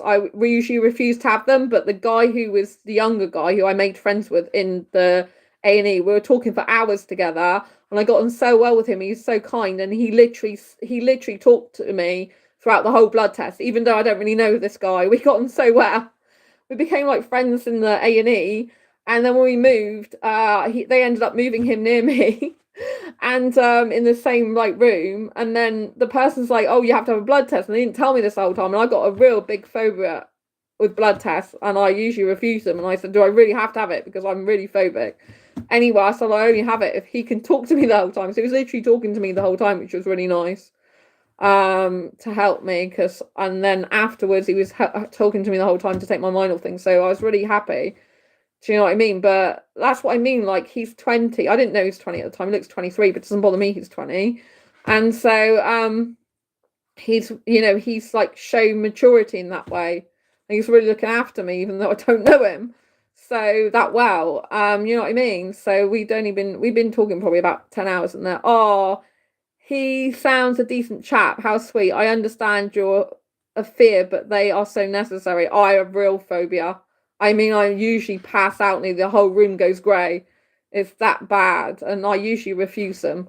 But I had one last year, and then I had one this.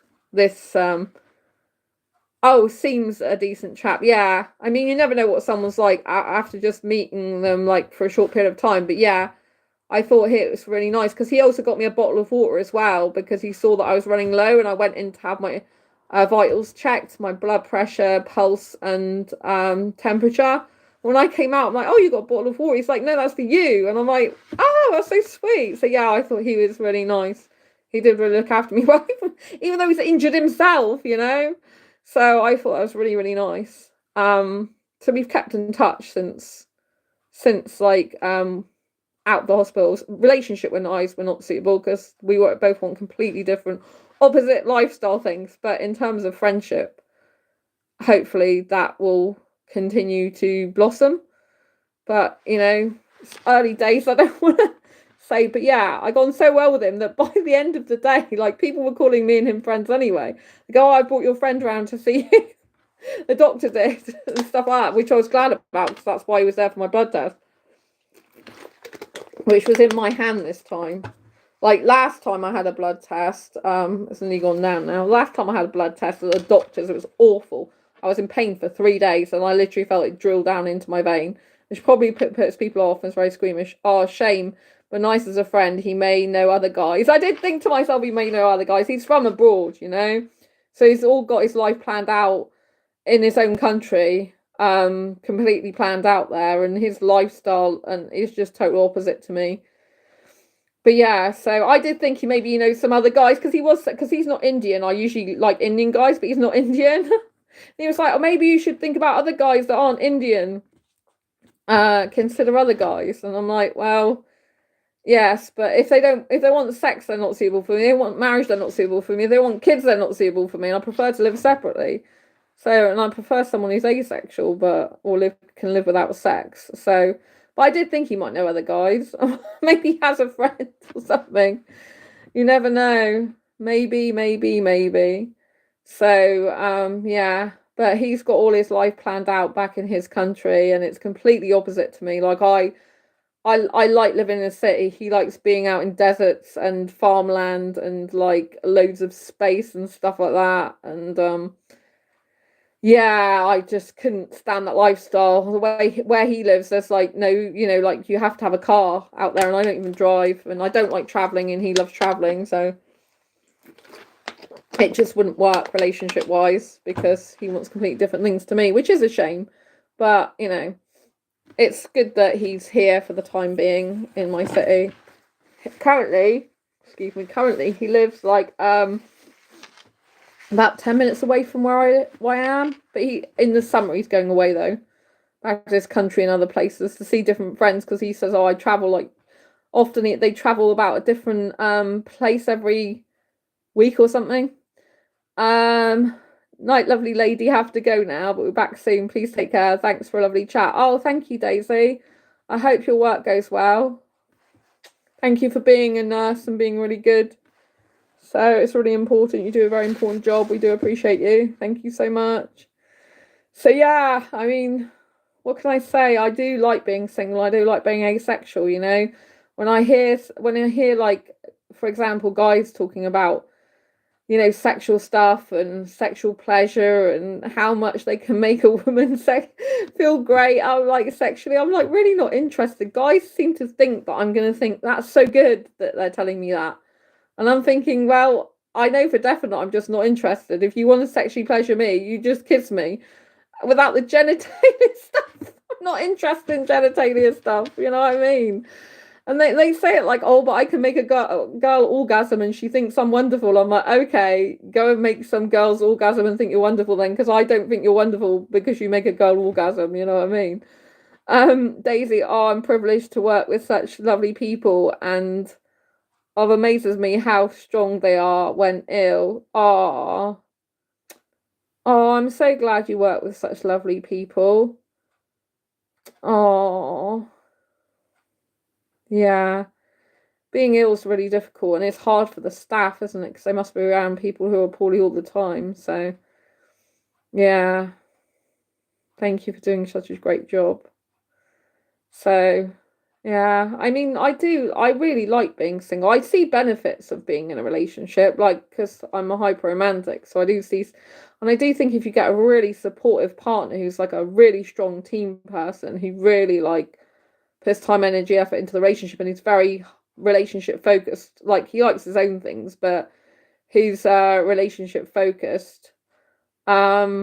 Oh, Daisy says, "Oh, you're funny, but thanks again, darling. You take care, and I hope you find a lovely young guy." Night, night. Oh, night to you too. Thank you so much. Yeah, I think there is some young guy out there for me somewhere. You know what I mean? I do picture like an Indian guy with a really old soul who's very, very like calm and knows what he wants and not interested in being with a ton of women and just very oh, I think I had a blip then.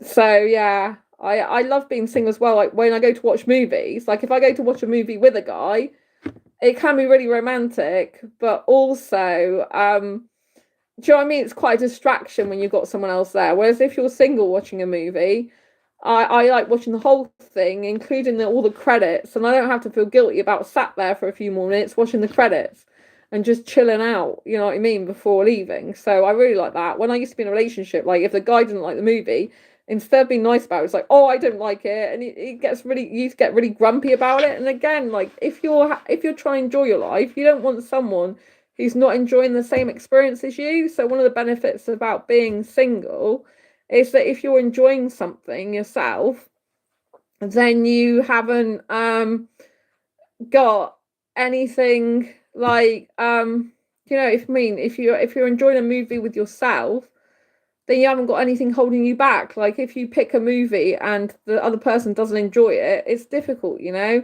If you go out with someone somewhere and they're not liking something as much as you are, then you can feel that it creates a bad atmosphere. But if you're single and going to all the places you love, like, and enjoy yourself, then you're kind of fulfilling your own needs, filling your own cup up, and you're also like just making yourself very happy, and you haven't got someone there like kind of like making you feel down that, you know, you've chosen the wrong thing or that they didn't like it as much. So it makes it feel like, you know, it's not so good for you then, because you like kind of feel like you're letting someone down or you don't please them, you know, they're not pleased. So I think it's really, really important that when you are single, you do spend your life living it to the max and enjoy it as much as possible and actually live in life. Do you know what I mean? Like sometimes people do get into relationships and then they've missed their single life because they haven't lived their single life to the max before they get into a relationship. I think it's very important that you live your single life to the max before you get into a relationship, if you want to get into a relationship. But if you don't want to get into a relationship, if you're happy at being single, I think you should stay single, because at the end of the day, happiness is the most important thing in life. That's what everyone should be aiming for, is happiness. What makes them personally happy and what makes them feel good, bright and alive and, you know, interesting. So I just think it's you know, it's an incredible feeling when you can give love to yourself, you can give happiness to yourself, you can give praise to yourself, and you can also live the life of your own dreams on your own terms. Do you know what I mean? I just think it's a beautiful, beautiful thing. And yeah, I like making myself happy. I find it very fulfilling. And I don't really ever get bored with my personality, because I find my personality very interesting. It's like not really a personality you can get bored of.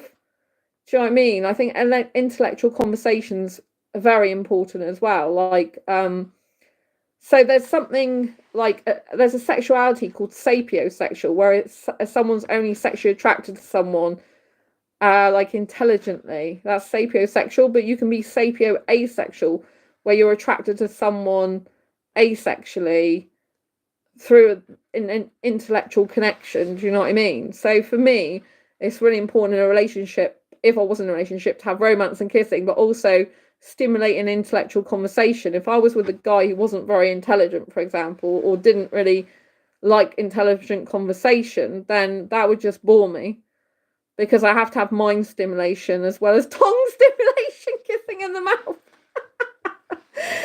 stimulation of the mind and stimulation of the tongue is a double nice whammy for me, I have to say, plus a lot of romance thrown in.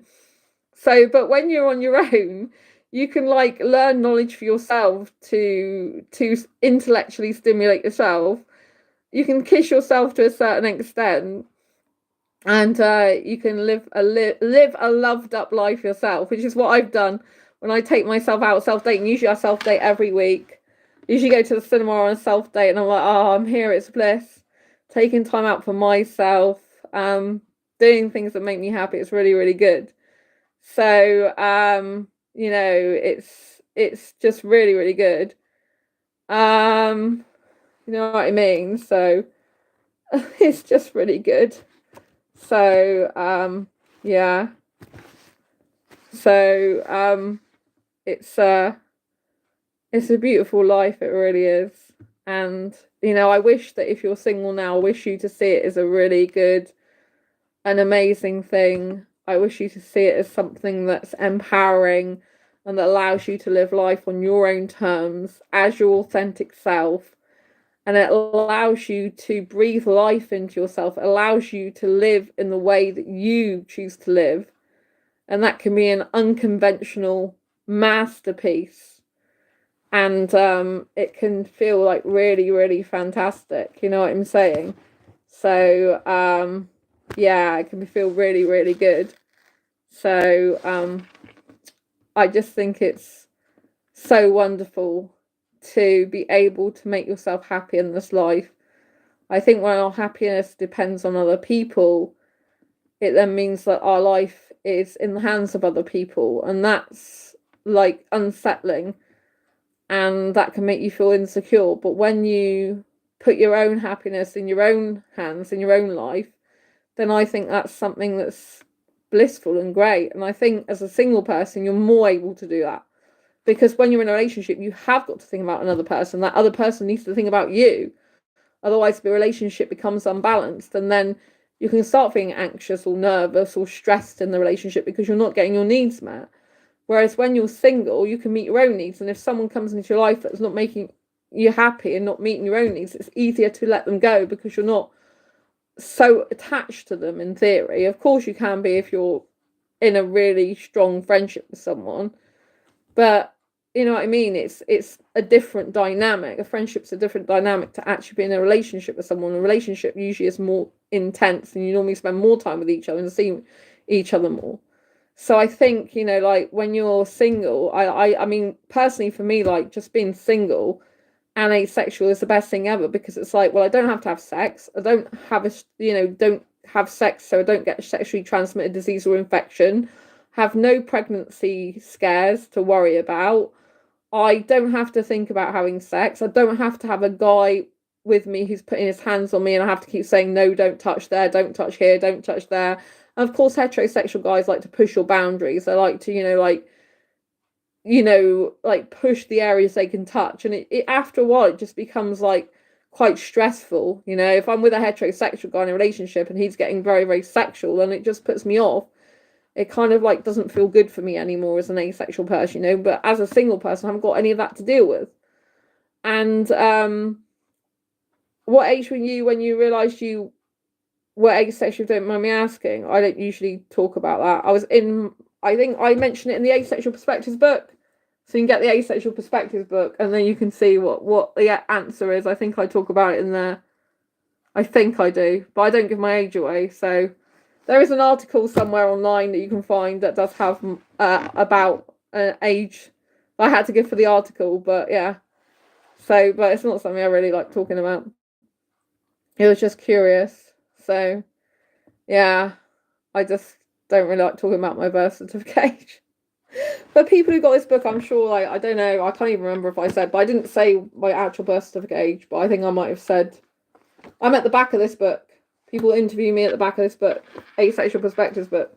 And you can see all different types of ages in here. Because some people are like in their early teens when they discover they're asexual. Because that's one of the questions, like, what age were you when you discovered you're asexual? So, yeah.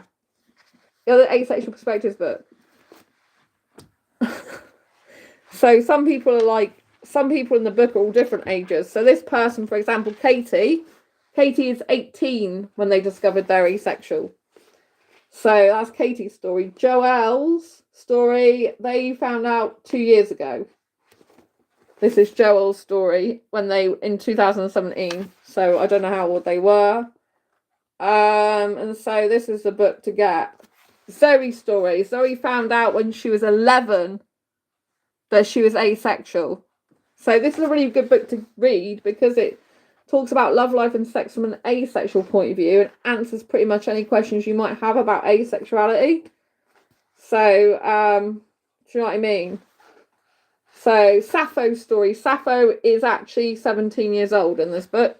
That's how old they are in 2017 when I wrote the book. So, yeah. I would encourage people to get the book. This talks about like differences between asexuality, sexual attraction, sexual desire, arousal, which people often get confused with. You know, they think sexual desire and sexual attraction is the exact same thing when it's not. You know, what's the difference? And all this type of thing, you know. So it's a really important book. New to Asexuality and Asexual Spectrum. Get this, Asexual Perspectives on Amazon. So my best-selling book, and so is this as well, Diary Confessions of a Hyperromantic Asexual. So I encourage you to get both of them. So everything you want to know about asexuality, when you're new to asexuality and the asexual spectrum, is in this book. So it's good. So yeah, I grab copies of that, I would say, and enjoy your single life and self-date and be happy. Now, personally, I think the combination of being asexual and single goes really well together, because if I was a person who needed sex a lot, then obviously I'd be more inclined to need a relationship, which I don't need because I don't need sex. And so, yeah, I think they go very well together. So I'm proud to be asexual. I love being asexual. I love the fact that I don't experience sexual attraction, that I'm different to the majority of the world population. And I don't have to do that anymore in my life. I only did it in the past because I felt I had to as part of a normal relationship. Now I know I can just be free to be me, because there's thousands of people that are asexual around the globe. A recorded 1% of the population is asexual, so that means 1 in every 100 people. So I'm in a relationship since I was 18. I'm just trying to understand your way of life. My way of life is different to every person's way of life. I don't know many people in the world that live like I do, regardless of sexual orientation. You know, I live an upside down life and love it. My ideal sleeping time is 4 a.m. and going, you know, waking up at midday. That's like I come alive at night. And I don't like living a normal life. I find it very boring and very uninteresting. And I reprogram my mind to be like 21 years old using NLP and living like a teenager. And that's not reflective of every asexual at all. I mean, that's why I did Asexual Perspectives book, so you can get an idea of the different types of perspectives of asexuals. Some asexuals want traditional, conventional life, and they're actually upset that they feel they can't have that. So if they're an asexual who's not romantic, for example, then they can have kind of a yearning for something that's never going to happen. So they might have thought they're going to have marriage and kids and settle down, but then they realize they don't have romantic feelings for anyone, and they feel they can't have that. I mean, of course, some people get into relationships that don't have romantic feelings, but it's a lot more rarer. And, you know, and they feel like they've missed out. Some people who are asexual hate being asexual. They're like, I want to feel romantic feelings, or I want to have a sex drive, and I don't. And they get very frustrated that they don't. And they want this sex, marriage, and kids. They want a normal life. It's really important to them. So they're the opposite of me. And they really want to you know, to just have that life, and they feel like upset that they can't, because if they don't like sex, and a lot of that family life is based around sex, you know, having kids is based around sex, marriage. Theoretically, most people think you're meant to consummate the marriage by having sex, and, you know, sex is usually what holds a lot of relationships together like a band-aid, unfortunately. And you know what I mean? And you know, having the marriage and the kids, a lot of that does stem from sex. And so if someone doesn't want sex, doesn't need it, or doesn't like it, it makes it harder to find someone for a serious committed relationship. And if someone's sex repulsed and doesn't want to have sex and not have kids by those means, there's other ways of having kids. But if they don't want to adopt or foster or get you know, like artificial insemination, then and they don't want to have kids by natural means because they don't like sex, then basically they call their options out, and they might have thought they would want kids when they were younger, and that dream has been diminished or gone completely because they then realise, oh, I'm not going to have that. Not because like maybe they it's not possible to adopt. For a lot of people, maybe it isn't possible because they haven't got the funds, but for some people, they just don't want to adopt because it's not their idea of having kids. So I'm not representative of every asexual. I'm kind of a mixture of lots of different asexuals, I would say, plus completely different to many. So there's a lot of asexuals that don't like much kissing, for example, the majority, I would say, and I love kissing, very rare. So that's, my way of life is not normal. I don't know many people who are literally love to go to sleep at 4 a.m. and get up at midday. I'm like driven. I'm like so excited and on top of the world when I do stuff like that. I don't know many people who like going to theme parks, aquariums, zoos, out for meals into the cinema, or those combinations. I don't know many adults that go to kids clubs, movies, and like watching animation, and you get it for much cheaper at kids club, I don't know many people who like living a hyper life and are happy with that. I don't know many people. Actually, I don't know many people that are extroverted. Most people I know are introverted. A lot of asexuals are introverted. So my way of life is completely different to a lot of asexuals. But in terms of an asexual life, for the asexuals that don't want, like, or need sex, they'll be more focused on like hobbies and interests, like reading, book clubs, gaming. A lot of asexuals love horror movies. I can't stand horror movies. A lot of asexuals love gaming. I don't do gaming. Some asexuals like knitting, some asexuals like artwork, some asexuals, like have various interests, creative projects, crafts and stuff like that. So every asexual is different, but some asexuals crave to have like a normal type of family life or home life, and I'm not that type of person. I prefer an upside down life. I prefer a back to front life. I prefer, instead of having minimalistic, I prefer like having cute, fluffy, glittery things around me, and having Iron Man alarm clock, and having sparkly hearts, and things that make me feel alive, things that make me, that are my soul young age, not things that are dictated to me by society, that when you get to a certain age you're supposed to wear this or do that and not stay out late, and you know what I mean? It's like, that's not who I am. I'll never be that way. So asexuals in general, they focus more on hobbies and interests and relationships, and more I say more asexuals spend time on their own probably, and a lot of asexuals live on their own, because and a lot of asexuals will have a few good friends rather than a relationship. But there are a number of asexuals that crave having kind of a normal relationship just without the sex.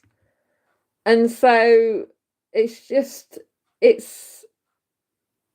like, because we're not focused on genitalia, usually we think about other things to do with relationships, like emotional connection, hobbies and interests. We think about all the other things, which is a good thing, really, because a lot of people get into relationships because of the sexual attraction, and then they realise they've got nothing in common. They've got completely different ways of life and life goals, and they're just not suitable and have to split up eventually. But the sex binds them together constantly, back together all the time.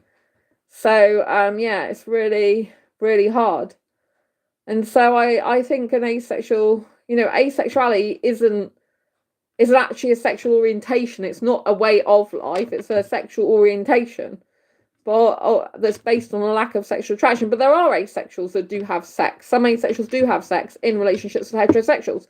So some asexuals are with heterosexuals having sex, and some of those even have children. So in terms of life, they would have the same sort of life as a heterosexual would, but they just don't experience the sexual attraction.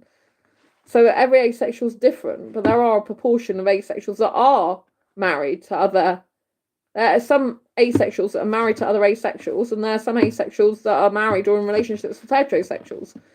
And the only thing they might, the majority of asexuals, I guess, that are in relationships with sexuals, I would say a lot of them probably do have sex, but there's still a proportion of asexuals that don't have sex in relationships, and sometimes their partner does split up with them because they won't have sex, or they cheat on them and stuff like that, which is not nice, And there are some heterosexuals that can be without sex in a relationship because they'd rather be with that asexual person, not have the sex, than be having sex with someone else. I hope that makes sense. But asexuality is a genuine sexual orientation. It's not the same as celibacy or trauma. It's not a red letter day. Like, I get guys who, like, on dating sites, like, oh, I want to try being asexual. It's like, you can't try being asexual. It's not like a coat you put on where you're like, I'll try and be asexual today. You know, I have a red letter day experience of being asexual for a day. That's not how it works. You know, like, asexuals aren't repressing or suppressing sexual urges because they just don't have those in the first place, usually, for the most part, if they're a pure asexual, because there's grey asexuals as well. And, you know, it's just a different way of life in terms of, like, the way you feel towards people. The feelings of sexual attraction aren't there if you're a pure asexual. So you're not looking at someone thinking, I want sex with you. You know, you're enjoying the company of someone. You're creating emotional connection with someone, a bond. You're sharing experiences with them. You're sharing hobbies, your interests. You're being productive. You're using that energy that people would use, the sexual energy. You're using it, I guess, you're using your own energy for other things that are productive that aren't sex, if that makes sense. But some asexuals do have sex. There's a myth that people think, oh, well, all asexuals don't have sex. It's not true. Some asexuals don't mind it. They're sex neutral or sex positive because a lack of sexual attraction is not the same as a lack of sexual action. Some asexuals can take sexual action and have sex without being sexually attracted to someone.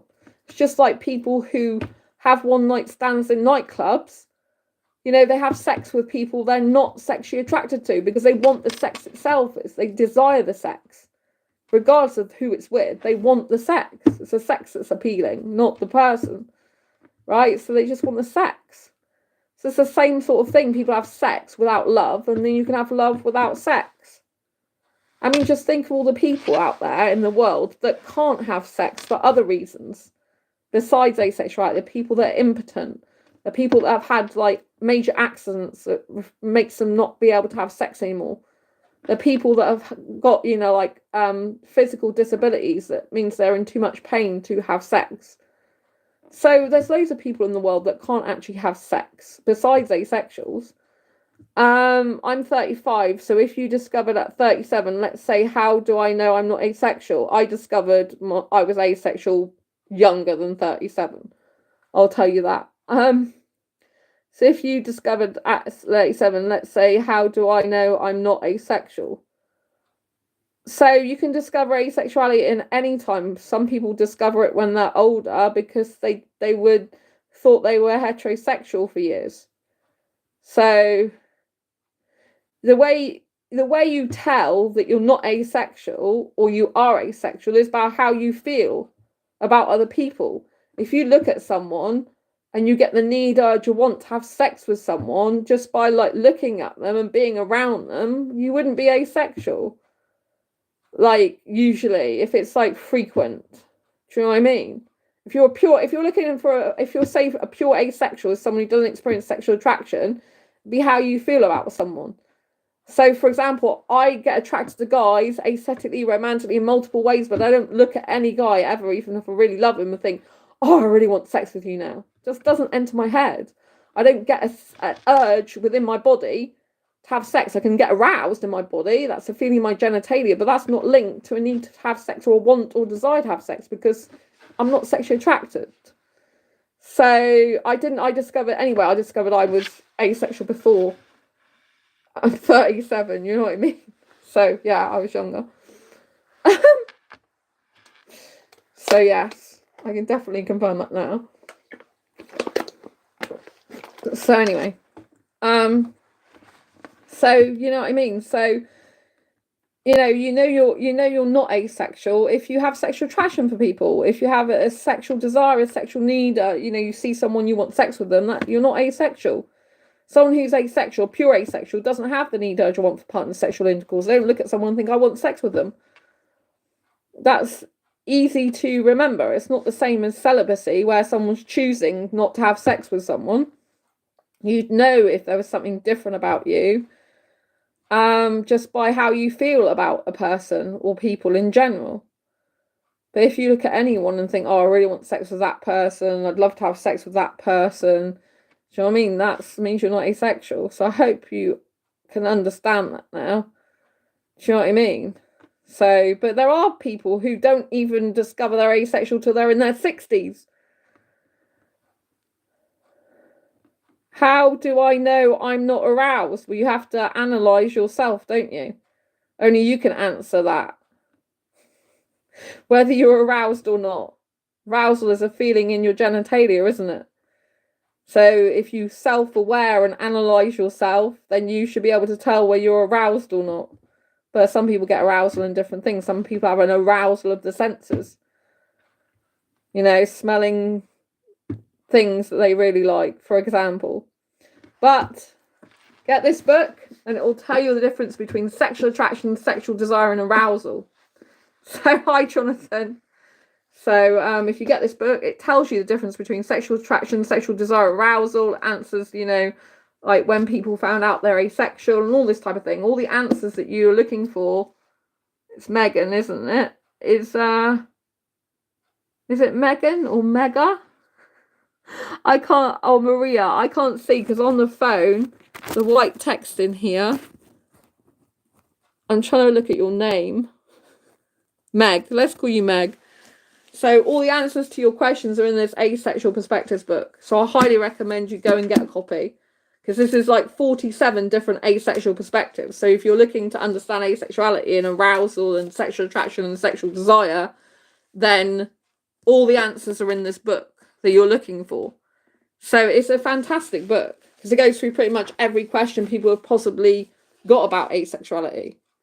Do you know what I mean? So this is the book to get. This will tell you the answers you're looking for. So, you know what I mean? But sexuality is all about being aware of your body, your bodily responses, your mind responses. I've got Asexuality book as well that I've got to finish this year, and that dives much more deeper into attraction as well and stops the confusion between like arousal, sexual attraction, sexual desire. I dive even deeper into it. I haven't finished that book yet. So I'm looking forward to finishing that. So that talks about asexuality, talks about different types of attractions, and it also talks about, you know, the asexual spectrum. So it's going to be a really good book to get. So for more understanding, but yeah, get Asexual Perspectives really will answer all the types of questions you've got currently. So yeah, anyway. Oh, the phone is falling down. I was just about to say I'm going to go, and then the phone decided it's going anyway. Because I've been like live streaming now for over 2.5 hours. So I think it's time to like say that I love you loads. Thank you so much for being here. It's been a great discussion. Thanks, Jonathan and Meg and lots of other people that have been in chat earlier. I know there's been a lot of you today. There was someone who was in chat earlier. Daisy. There's been a lot of people. If I haven't called your name out, I'm so sorry. But your phone is sentient. Yeah, my phone knows when I want to actually like go off the live stream before. It's like it's telling me your time's up now. So anyway, enjoy your single life. Don't forget to look at my single quotes. Why I love being single quotes. If you haven't seen that very short video already, to celebrate being single for International Celebrate Being Single Day, which was yesterday now in the UK, because we've got over to the next day, 14th of February, which is 10 years now. It's been International Celebrate Being Single Day. It's like 10-year-old anniversary this year, so that's amazing. And go and grab a copy of Asexual Perspectives. Just type in Asexual Perspectives on Amazon or Asexual Perspectives 47 Asexual Stories. And type in Diary Confessions of a Hyperromantic Asexual into Amazon. You can get these 2 books. You know, it'd be really good for you to understand asexuality more. And yeah, love being asexual, love being single if you are either of those. And always like please yourself, make yourself happy and do what you love. And then your life will be so much better and magical. And don't listen to what everyone else says that you need to be or do or think. Just listen to your own body, your own needs, your own mindset, and become very aware of yourself and what you really want and desire in life, and go for it and stay ace always. Lots of love. Take care. Don't forget to subscribe, hit the bell icon so you never miss an episode. And I'll see you soon on the next video or live stream. Take care and keep sparkling. Bye.